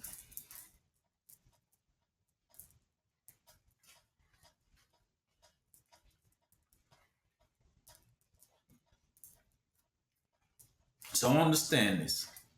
This is the devil, the judgment. This is the same judgment you've been reading in the lost books. So I just wanted you to see it in the Bible as well, so that you would know that it is in there. I know I read a lot of the lost books. You say, well, this stuff ain't none of that stuff, and you ain't read it out the original Bible. You just reading some fairy tale stuff, because some people don't believe in the lost books. I know if it's lost, it's because it was part of the Bible. So, it's only lost to those who think it's lost. But it's found to us who knows it's found. It says, so Isaiah 14, then I will give you in the New Testament as well, okay? And that will conclude it. It says, for the Lord will have mercy on Jacob and will yet choose Israel and set them in their own land. And the strangers shall be joined with them, and they shall cleave to the house of what? Jacob. And the people shall take them and bring them into their place, and the house of Israel shall possess them in the land of the Lord for servants and handmaidens, right? And they shall take them captives, who captives they were, and they shall rule over their what? Oppressors. And it shall come to the pass in the day that the Lord shall give thee rest from thy sorrows and from thy fear and from the hard bondage wherein you were made to what? Serve. That you shall take up this proverb against the king of what? Babylon, and say, how have the oppressed city, the golden city, ceased? The Lord has broken the staff of the wicked and the sceptre of the ruler. He who smote the people in wrath with a continual stroke. He that ruled the nations in anger is persecuted and none hindereth. The whole earth is at rest and it's quiet, the breaking forth into singing. Yeah, the fir trees rejoice at thee, and the cedars of Lebanon, saying, since you are laid down, no fellow is come up against us. Right? No other champion. Hell from beneath is moved for thee to meet you at your coming. What is hell beneath? Talking about their vengeance. It stirred up the dead for thee, even all the chief ones of the earth. It has raised up from their thrones all the kings of the nations. All they shall speak and say to thee, art thou hast become weak as we? Art thou become like unto us too? Thy pomp is brought down to the grave, and the noise of your vials or violence. The worm is spread under thee, and the worm covers thee. How art thou fallen from heaven, O Lucifer, son of the morning? How are you cut down to the ground, which did weaken the nations?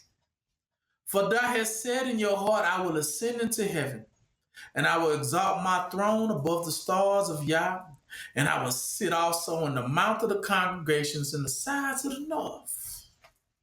I will ascend above the heights of the cloud, and I will be like what? The Most High. But yet thou shalt be brought down to hell, to the sides of the pit. that they see thee shall narrowly look upon you and say, consider, saying, is this the man that made the whole earth to tremble and did shake kingdoms, that made the world as a wilderness and destroyed the cities thereof, that opened not the house of his prisoners? All the kings of the nations, all of them will lie in glory, every one in his own house. But you will be cast out of your grave like an abominable what? Branch, and as a remnant of those that are slain, thrust through with a sword, that go down to the stones of the pit as a carcass trodden underfoot. What is that carcass? The fallen what? Giants. Thou shalt not be joined with them in burial, because thou hast destroyed thy land and slain thy people, and the seed of evildoers shall never be what? Renowned. Prepare slaughter for his children up as well, for the iniquity of their fathers, that they do not rise, nor possess the land, nor fill the face of the world with cities. For I will rise up against them, says the Lord of Yah, and cut from off Babylon the name, and remnant, and son, and nephew, says Yah. And I will make it a possession for the bitter pool of water, and I will sweep it with the besom of destruction, says the Lord Yah. The Lord has sworn, see, saying, surely as I have thought, so shall it come to pass. And as I have purposed, so shall it what? Stand. So he's already telling you. And then go down. 27 says, for the Lord has already purposed, and who shall disannul it? His hand is stretched out, and who shall turn it what? Turn it back. Meaning his hands, when he says stretched out, is like this. I have what? Sworn. Who gonna tell me that it's gonna not be? Sworn mean he has what? Promise, and that mean it is set. Can't be changed, right?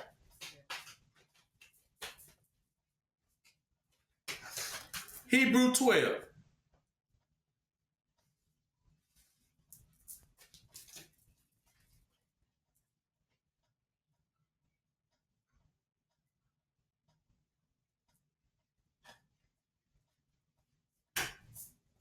Now, because of that dirt, it get mixed up in you.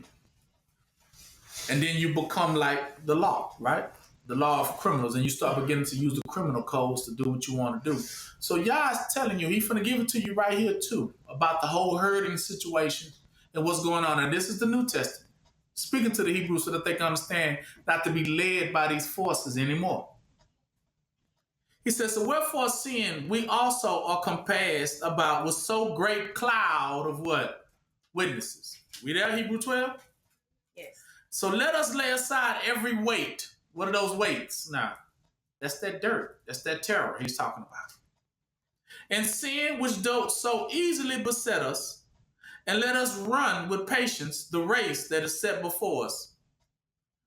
See, when you begin to run, I mean, with patience, you begin to understand that, okay, ain't no turning back from this. I know this is my fate. I'm going in this direction. And it says, no longer shall any weight beset you or hold you what? Back. Stumbling blocks, right? And what is those weights? Giant what? Weights. That's why they're heavy. So looking unto Yahushua, the author and finisher of our faith, meaning look unto our shepherd, right? For the joy that was set before him, endured the cross, despised the shame, and sat down at the right hand of the throne of Yah.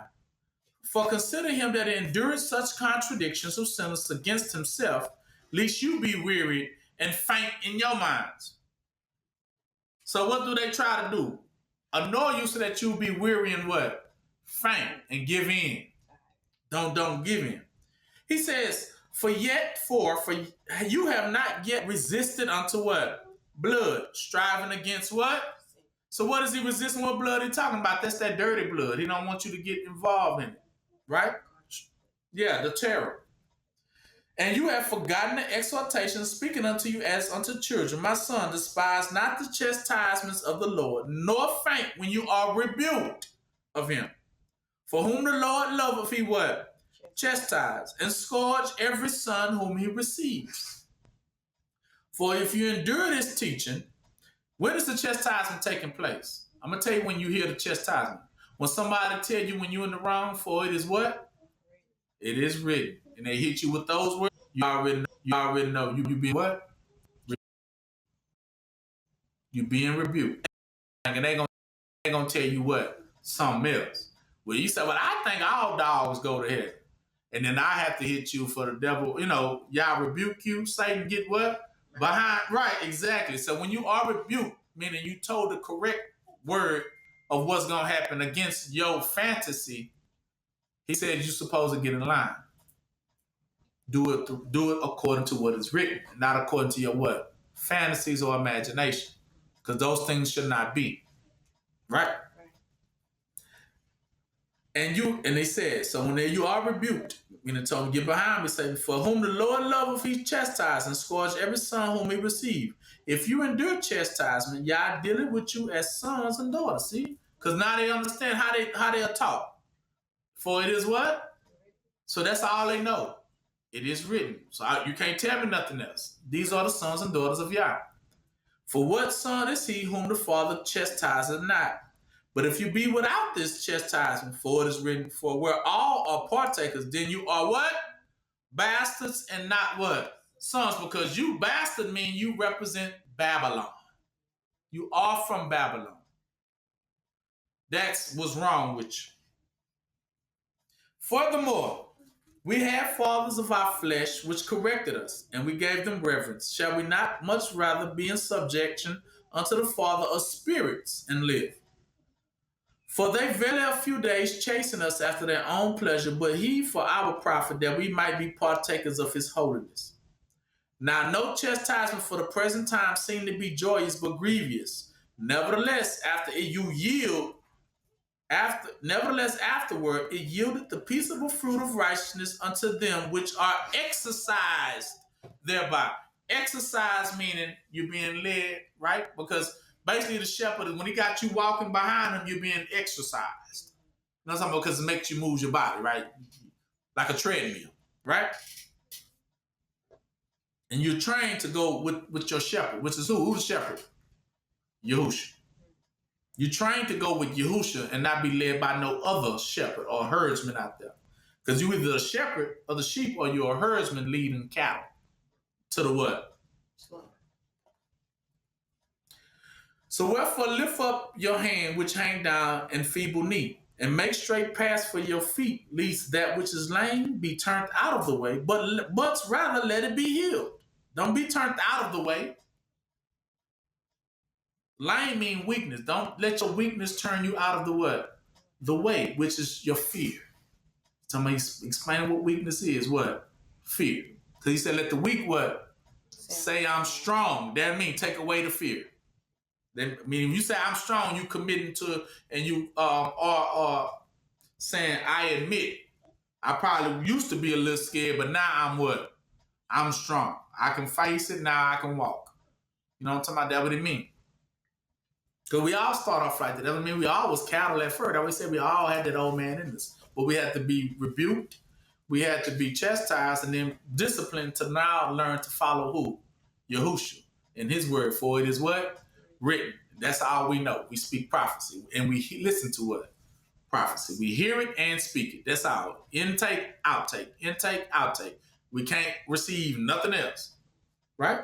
And it says, so looking diligently, 14. So follow peace with all men and holiness, without which no man shall see who? Yeah, he's telling you, if you don't go this path, you will not make it to see who? Yeah. So he's telling you being led. Follow. 15.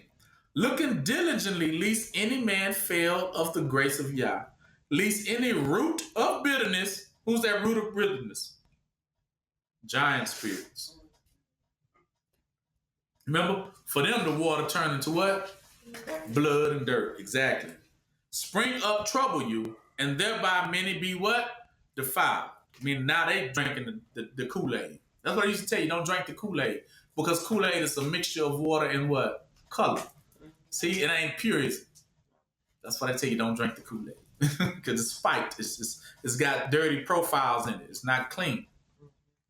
It's just a term they used to say, don't drink the Kool-Aid, right? All right. So least 16, least there be any fornicator or profane person as Esau. So he's giving you an example.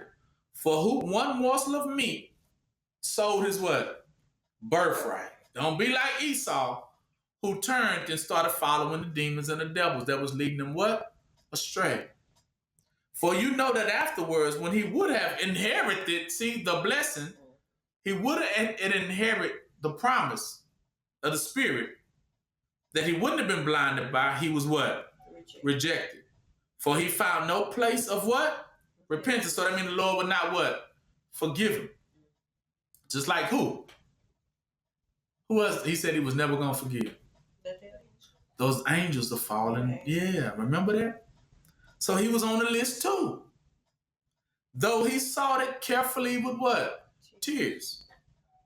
Now, it's going to explain how they are led. Listen.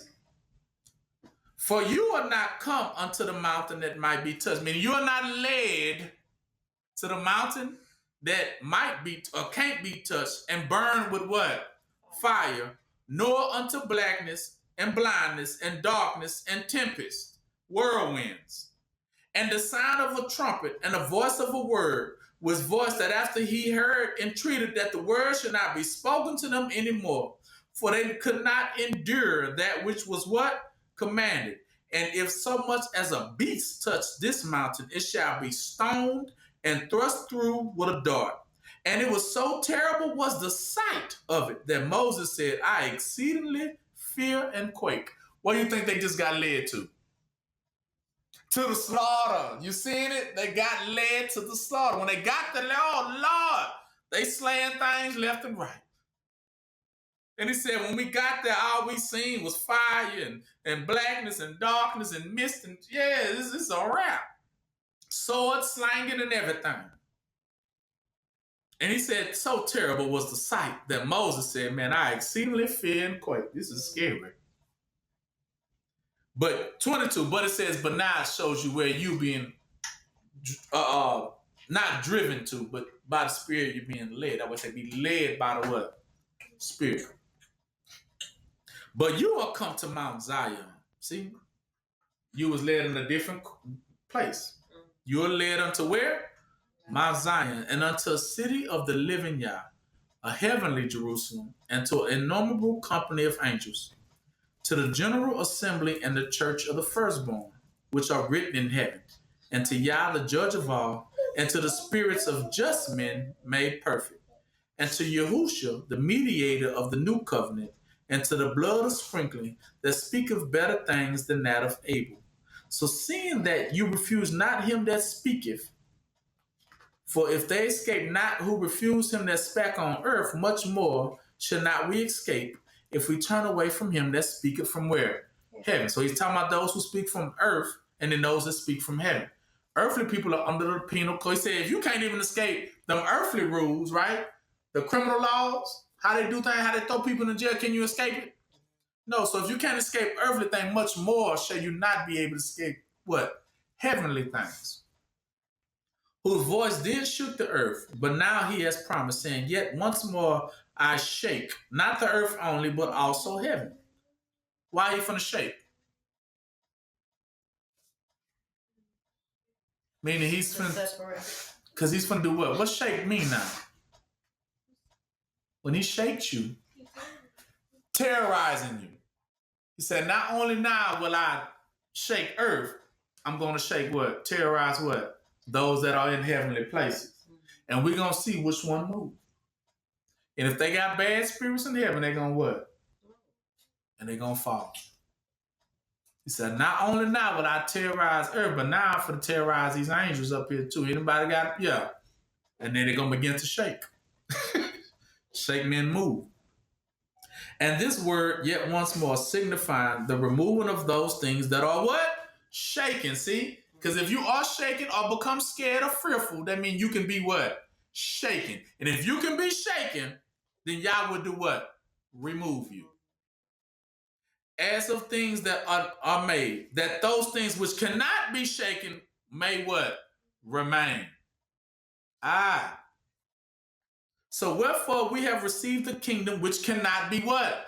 Moved. Therefore those that are in it cannot be what? Moved.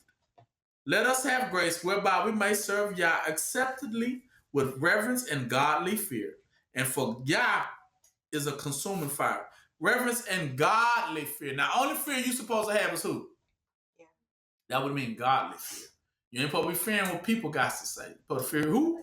Yah and Yah only. I want to let y'all go, but do y'all get it?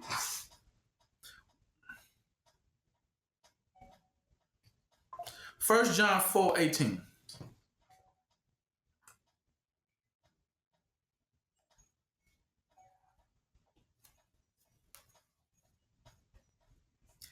I'm sorry.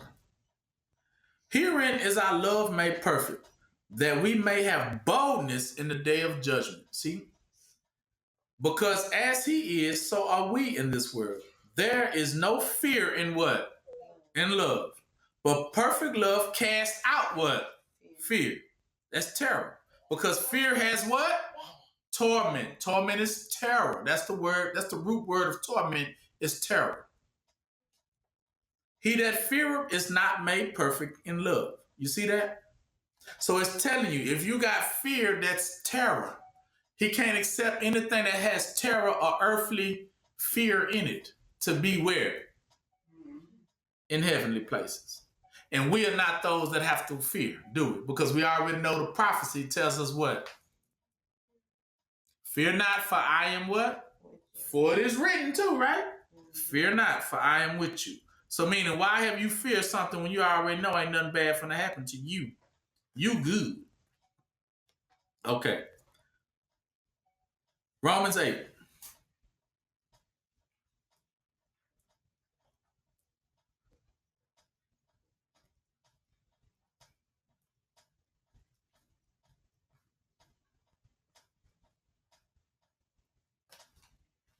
That's why we know. Can we go to verse 28? Romans 8 and 28. Now hear what the Yah says. He says, and we know that all things work together for the good to them that love Yah, and to them who are called according to his purpose. For whom he did foreknow, he also did predestinate to be conformed to the image of his Son, that he might be the firstborn among many brethren. Moreover, whom he did predestinate, them he also called, and whom he called, them he already justified, and whom he justified, them he also glorified. What shall we say then to these things? If Yah be for us, then what? Who can be against us? He that spared not his own Son, but delivered him up for us all, how shall we not with him freely give us all things? So therefore, 33, who shall lay anything to the charge of Yah's elect? It is Yah that justifieth. Who is he that condemneth? It is Christ that died, yea, rather that is risen again, who is even at the right hand of Yah, who also make intercession for us all. Who shall separate us now from the love of Yah? Shall tribulation? Meaning, what's going to run us off? Shall tribulation run us off? Shall distress run us off? What about persecution? What about famine? Or nakedness? Or peril? Or sharp swords? So any of those things should we be threatened by? Because as it is written, for thy sake we are killed all the day long. We are counted as sheep for the what? See? Because for your name, we are counted as sheep for the what? Because the devils and demons and giants think we what? We ain't nothing but sheep led to the what? But what does he say in 37? But no, nay, in all these things we are more than conquerors through him that love Yah. See? Meaning that ain't going to be our what? That's not our what? That's not our fate. But the giants think, yeah, that's your fate. But Yah has already said, not so. It's not your fate. He says, for 30, for I am persuaded that neither death, there you go, nor life, nor angels, nor principalities, nor powers, nor things present, nor things to come, nor height, nor depth, nor any other creature shall be able to separate us from the love of Yah, which is in Yahushua, our Messiah. See, we can't be separated from our shepherd. That's the point. We not moved by them to go what? Astray. But we know once we are aligned with Yahushua, our true shepherd, he's able to give us our direction, right, where we going. That's why it says the key is to what? Remember. Now, when he says blinded, what he does is whenever he's ready to destroy you, key secret, he gonna make you forget. I can see that. He makes you forget first. Meaning, today you might know who I am. But then it might come a day you forget that. And then because you forgot, you might tend to think, well, I can take them. Today is a different day. I don't remember that stuff no more, what I was taught. And because I become a stumbling block. Meaning now you don't see it coming, do you? That you think is all good, and then you run smack dead into what? The vengeance of what? Yeah, because before he can get you, he has to blind you first. That means it makes you forget. Like that what he said, they didn't know, they forgot that Yahushua was Yahushua when they crucified. That what it was. They forgot. And after they did it, they had to come back to their what? Senses. Oh man, what did I just do? Not understanding that you just set yourself up for what? For failure. See, that's how the devil, that's how they get you. Make you forget who you standing in front of. And make you transgress and think it's all good. That's how he got Esau. He made him forget that we were the children of who? Yeah. He forgot who Jacob was. That was that. Did you forget that that was your brother? And took him into captivity? You done messed your own life up. Now you can't get it back. You done sinned the sin that's going to do away with you. So now we know all of them going to be led to the what? That's what Joel 3 say. Go to Joel 3.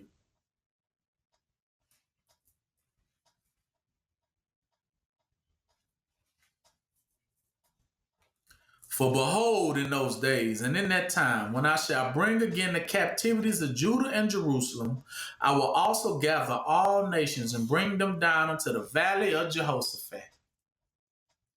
And I will plead with them there for my people and for my heritage, Israel, whom they have scattered amongst the nations and parted my land. He says, they have casted lots for my people and given a boy for a harlot and sold a girl for wine that they may drink. Right? Now let's skip down.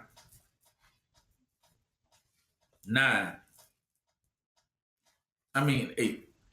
And I will sell your daughters and your sons and daughters to the hands of the children of Judah. See? He will give them to the hands of those of the righteous. And they shall sell them to the Sabians, to a people far, for the Lord hath spoken it. See? For it is written. Proclaim ye this among the Gentiles to do what? Prepare what? War. Prepare war. Wake up the mighty men. Let all the men of war draw near. Let them come up. Who are the mighty men? The giants. Wake them up. So beat your plowshares into what? Swords. And your pruning hook into spears. What you doing that for? And let the weak say what? I'm strong. Yeah, because you finna be led to the what? To the war. You going to it. So that means for these, he says, so assemble yourselves and come, all you heathens.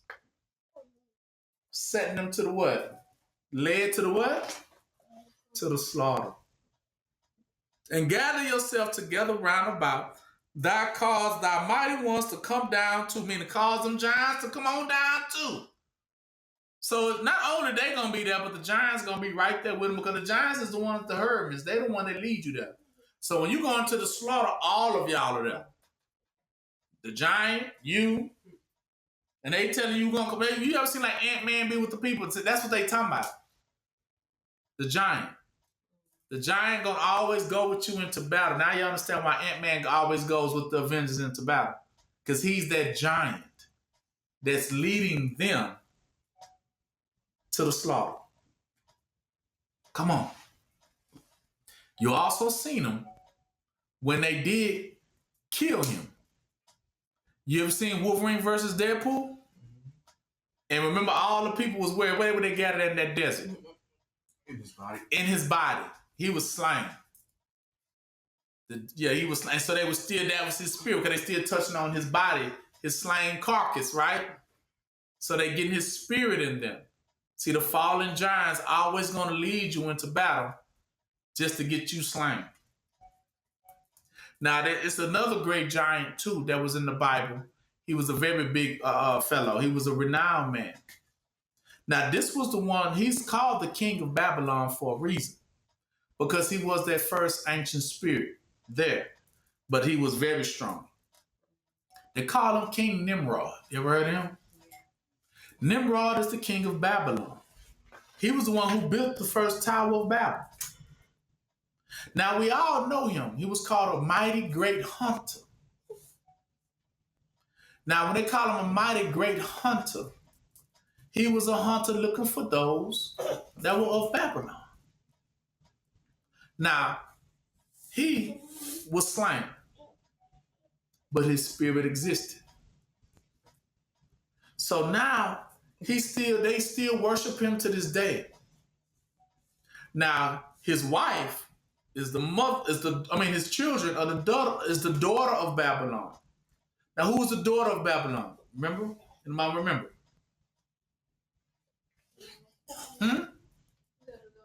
The daughter of Babylon. He's the king. He's one of the giants. Nimrod is one of the giants. Tell you that now. His name is Nimrod. It's Orion too. Orion. It's him too. He's the king of Babylon. He's a giant. He's also the god of war. The one that leads us into the battle of war. He gonna be there when they fight Yah on that last great day. You gonna see him. You gonna see Nimrod. He gonna be there. He's the king of Babylon. He's always been there. He's the spirit that leads them into what? War. War against who? Yah.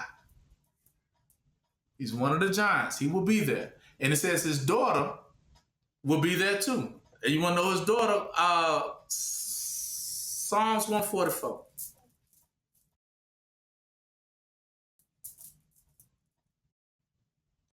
Because she has a spirit too.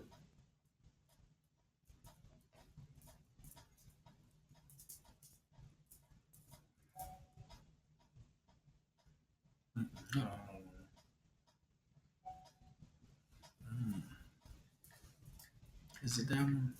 Let's see.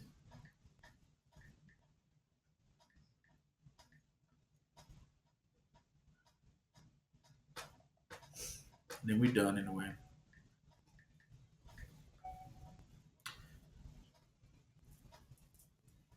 Oh, Psalms 137. I'm sorry.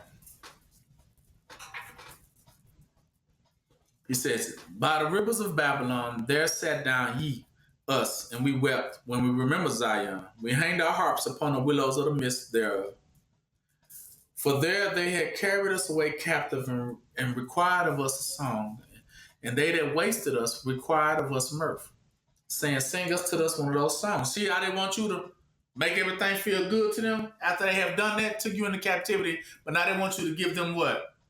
Mercy, forgiveness, sing them a song, want to make us feel good. Because they're trying to what? Reverse the roles, right? You eat my plate, I eat yours. How shall we sing, though, the Lord's song in a strange land? See, that's that strange woman. If I forget thee, O Jerusalem, let my right hand forget her cunning. If I do not remember thee, let my tongue cleave to the roof of my mouth. If I prefer not Jerusalem above my chief joy. So remember, O Lord, the children of who? Edom in the day of Jerusalem, who said, raise it, even to the foundation thereof, O daughter of Babylon, who art to be what? Slaughtered. Telling you, happy shall he be that rewardeth thee as thou hast served us. Happy shall he be that taketh and dasheth thy little ones against the what? stones. That is the slaughter. Of who? Who's the daughter of Babylon now? Edom. Edomites. Because they worship Babylon. How you know they worship Babylon? Because they have all the Babylonian stuff. The Egyptian carvings and everything that's come from Babylon. Babylon was established. That's what the Egyptian, all that pours right into Babylon. Babylon pours into it, and they still walk around with that stuff on them to this day. Letting you know that that's why I call her the daughter of what? Babylon. Because she dresses like it. That's what he was talking about in Proverbs 7. That was her, the strange woman from day one. Telling you, don't heed to her and her spirits and her dogs. Because she comes with a little dog. It's going to be the little white woman. Then she's going to have the little dogs or wolves with her. Because she's the herdman with the what? The little terrifying dogs. That's her. Trying to get you to go where? To get slaughtered. Like she did that other young boy who void of understanding, and she used him. She used him, which is that represents Israel. She used him to go be led to the slaughter. See, they be trying to flip-flop and give you their fate, and you take theirs.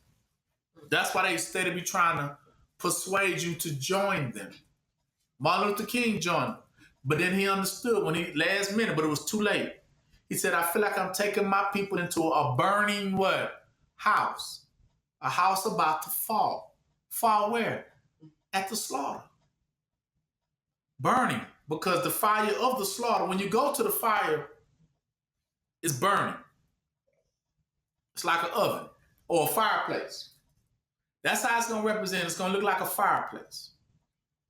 Now, for those that are not Israel, they're going to be chained. And the chain is going to pull them right into the what? See, that's some giants putting them right into the fire. Now, inside of that fire, it's going to be you. It's going to be you. See, the fire don't burn you. Shadrach, Meshach, and Abednego shows you that. The fire does not burn you. Meaning you are not going to be led to the what? Slaughter. But you will be the one doing the what? Slaughtering. You're not going to be the one in the slaughter. You're going to be doing the what? Slaughter. It was never for you. But the slaughter was for who? It was for them. But you have to remember the what? Remember this judgment I'm telling you. You hear me? Remember it. This is the only way you be redeemed out of terror, which is in 1 Corinthians 15 when it tells you how the separation happens. Can I go there right quick, just right quick? 1 Corinthians 15. It's going to be at the bottom there.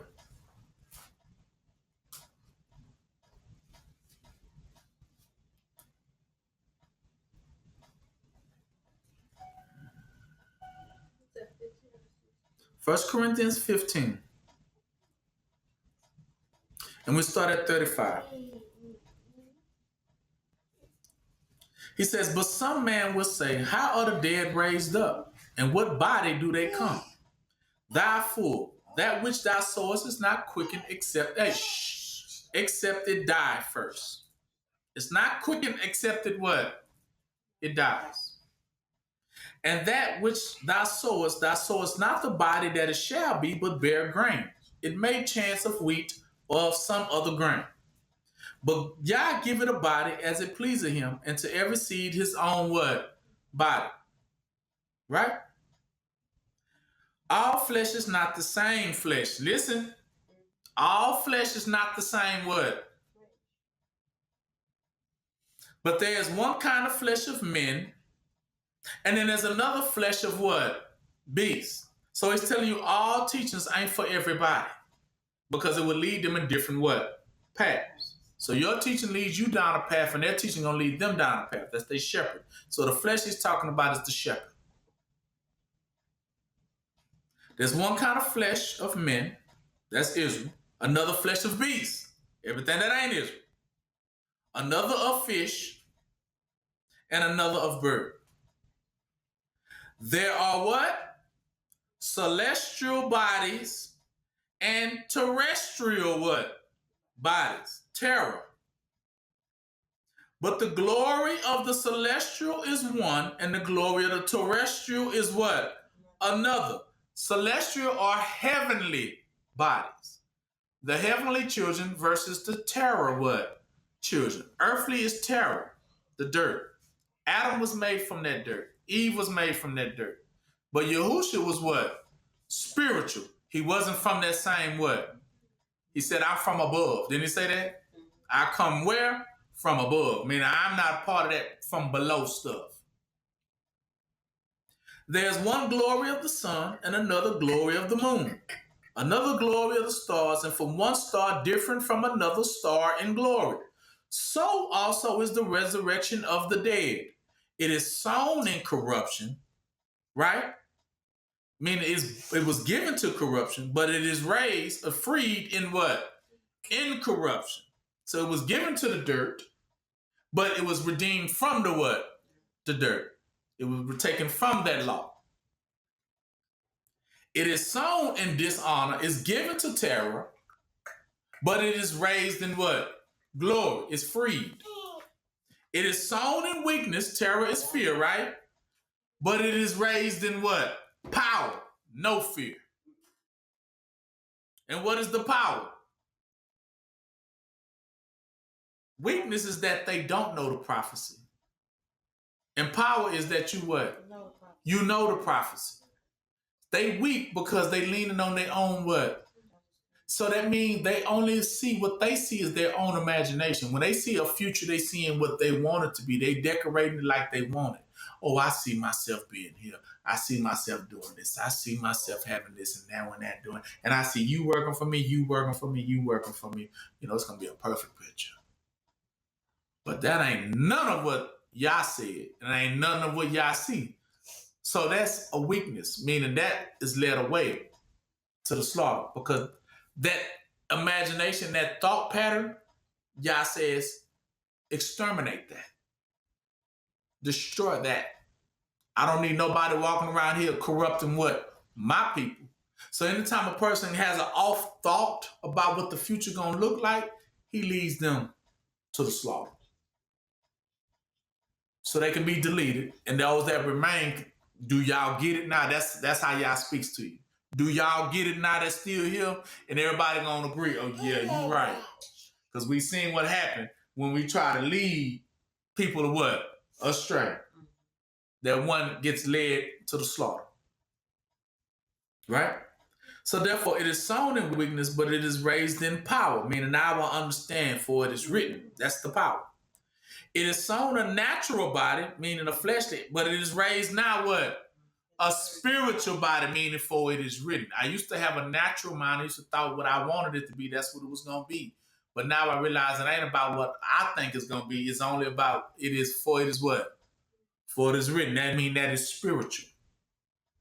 There is a natural fleshly body and there is a spiritual body. That's what he's telling you. And so it is written. The first man, Adam, was made a living soul. There go the first man, Adam. He was just made of terror, made of the dirt. And the last Adam was made of quickening what? Spirit. So he made you of the dirt. From dust you came, from what? Dust you shall return back to terror. But if you're born of Yahushua, Yahushua said, from where he came? From above I came, from above I what? I returned. Now you get it. Howbeit, that was not first, which is spiritual. Meaning the first person is not spiritual. Because what's the first person? The old man is who? Who the old man is? The old man is the old giants, the old watchers. That represents the old man. He old, ancient. But that which is natural comes first. And then afterward, that which is what? Spiritual. The above. The first man is of the earth. See? The first man is of what? Terror. Earthly. Of the dirt. The second man is the Lord from what? He's coming from heaven. As is the earthly, such as they also that are earthly. So As the earthly spirit goes, so do the people that are earthly go. Meaning, as the shepherd goes, so do the what? As the herdman goes, so does the what? The herd. He gonna go and die, we gonna go what? With him and what? As he gets slaughtered, we gonna what? Get slaughtered. And as the heavenly, such are they also that are what? Heavenly. If they like their heavenly shepherd, they're gonna follow the heavenly shepherd to where? To heaven. And as we have borne the image of the earthly, I mean, when we used to have the imagination of the earthly, we also will bear the imagination of the what? The heavenly. Because now what is the heavenly imagination? Earthly imagination is to think whatever you want to think. But what is the heavenly imagination? Prophecy. Yes, for it is what? There you go. Now this I say, brethren, that flesh and blood cannot inherit the kingdom of Yah. Neither do corruption inherit incorruption. So behold, I show you a mystery. We shall not all sleep, but we shall be changed. All shall be changed. In a moment, in a twinkling of an eye, at the last trump. For the trump shall sound, and the dead shall be raised incorruptible, and shall be what? Changed. For this corruptible must put on what? Incorruptible. What is pure? The word of Yah. It ain't got no what in it. No dirt, no terror, no nothing. It's just pure from heaven, like water drops, right? Raindrops, right? It's pure water. And it has nothing from earth in it, does it? When it first comes down, it's pure water, ain't it? So you got to keep it what? Pure. Exactly. That's meaning no corruption. And this mortal must put on what? What? Immortality. Because when you put on the word of it is written, that's when you have gained now your what? Immortal what? Because you won't be led to the what? Exactly. So when this corruption has put on incorruption, and this mortal shall have put on immortality, then shall be brought to pass the saying that is written. Death is now what? Swallowed up in what? Victory. O death, where are your children? O grave, where is your victory? The sting of death is sin, and the strength of sin to keep you in terror is what? The law. The law of what? Terror. The penal code. The criminal's what? Code. But thanks to Yah, which giveth us the victory through Yahushua what? Mashiach. Therefore, my beloved brethren, be ye steadfast, unmovable, always abounding in the work of the Lord, for as much as you know that your labor is not in vain in the Lord. You see that? The separation that is made and how it is made. You got to be separated from terror. That way you can go upward. But the only way to put on immortality is to put on the words that came from a place. He said, for two immutable things I cannot do. What? I cannot lie, and Yah said he cannot die. So that means if you put on his word and envelope yourself in that his word and say, okay, you said it is written, whatever you say, that's what it's going to be, then you know you ain't going nowhere as long as you covered in that word. In that word. I'm covered in it is written. And I will ask the person next to me, well, what are you covered in? And if you won't say that it is written what you talking about, then I know for sure you're going to the slaughter. Because he says those souls will be deleted. They will be deleted. Because they have their own mindset. And he said he leads all those to the what? To the slaughter. And if you don't want to be deleted, you better be saying what? For it is what? You best. If you want to make it. Which you will. Because now you understand the gift. The gift is when you thought you didn't know how you was going to make it, he gave you the way. The way is already written. For it is what? Written. You made it. Because now you know what to say. You know what is your response. Anybody get to ask you what the future going to be. You can tell them what the future going to be. Well, it's going to be a free Israel. Person say, nah, I don't think all that. Nah, we all going to be here to get, well, devil what? Get behind me, Satan. For the Lord rebuke you. Because we know what it's going to be. For it is written. I ain't going to say nothing else other than for it is what? Written. I'm not adding nothing to it, and I ain't gonna what? Take nothing away from it. And you're not gonna make me. You can threaten me, whatever, but you already know to stand your what? He said, be unmovable means stand your what? Your ground. That's what Yahushua told you. That's your shepherd. Your shepherd will let you know when to move and when not to move. So on threatening stuff, you ain't supposed to what? Because you ain't supposed to fear who?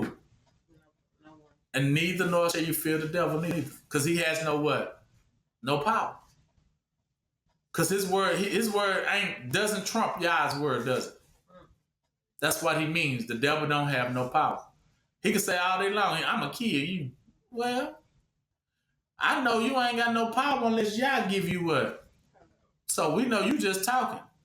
But if Yah ain't said yes on what you saying, then it ain't going to happen because it has to be for it is what? Yeah, there you go. Yah didn't write that about me. So I know you're lying. And the truth ain't in you. Devil is a what? That's what you tell him. Devil is a lie. And that's where that come from. Devil is a lie and the truth ain't in you. Whenever you get to speaking some random stuff, that's what you tell him. Devil is a lie. Right?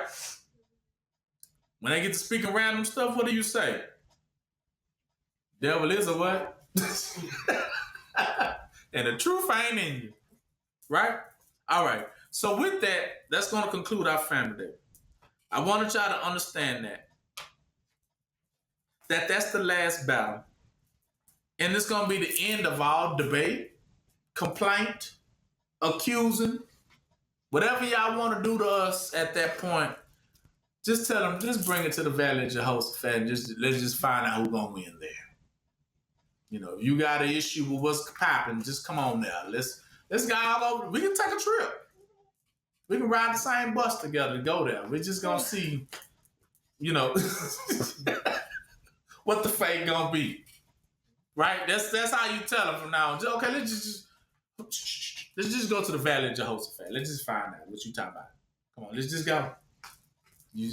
And we're going to see if what you say going to get past that door. Right? Or you're going to be led to the Valley of what?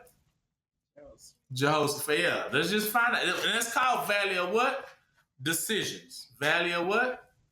Decisions. Multitudes and multitudes come to the Valley of Decisions to meet they what? Their fate. Come. So, Revelation is all about that last day, that everyone comes to what? Meet they what? Their fate. And trust me, it ain't going to be what they thought it was going to what? It was going to be. So he's telling them, come. Come. So you learn to tell them, come.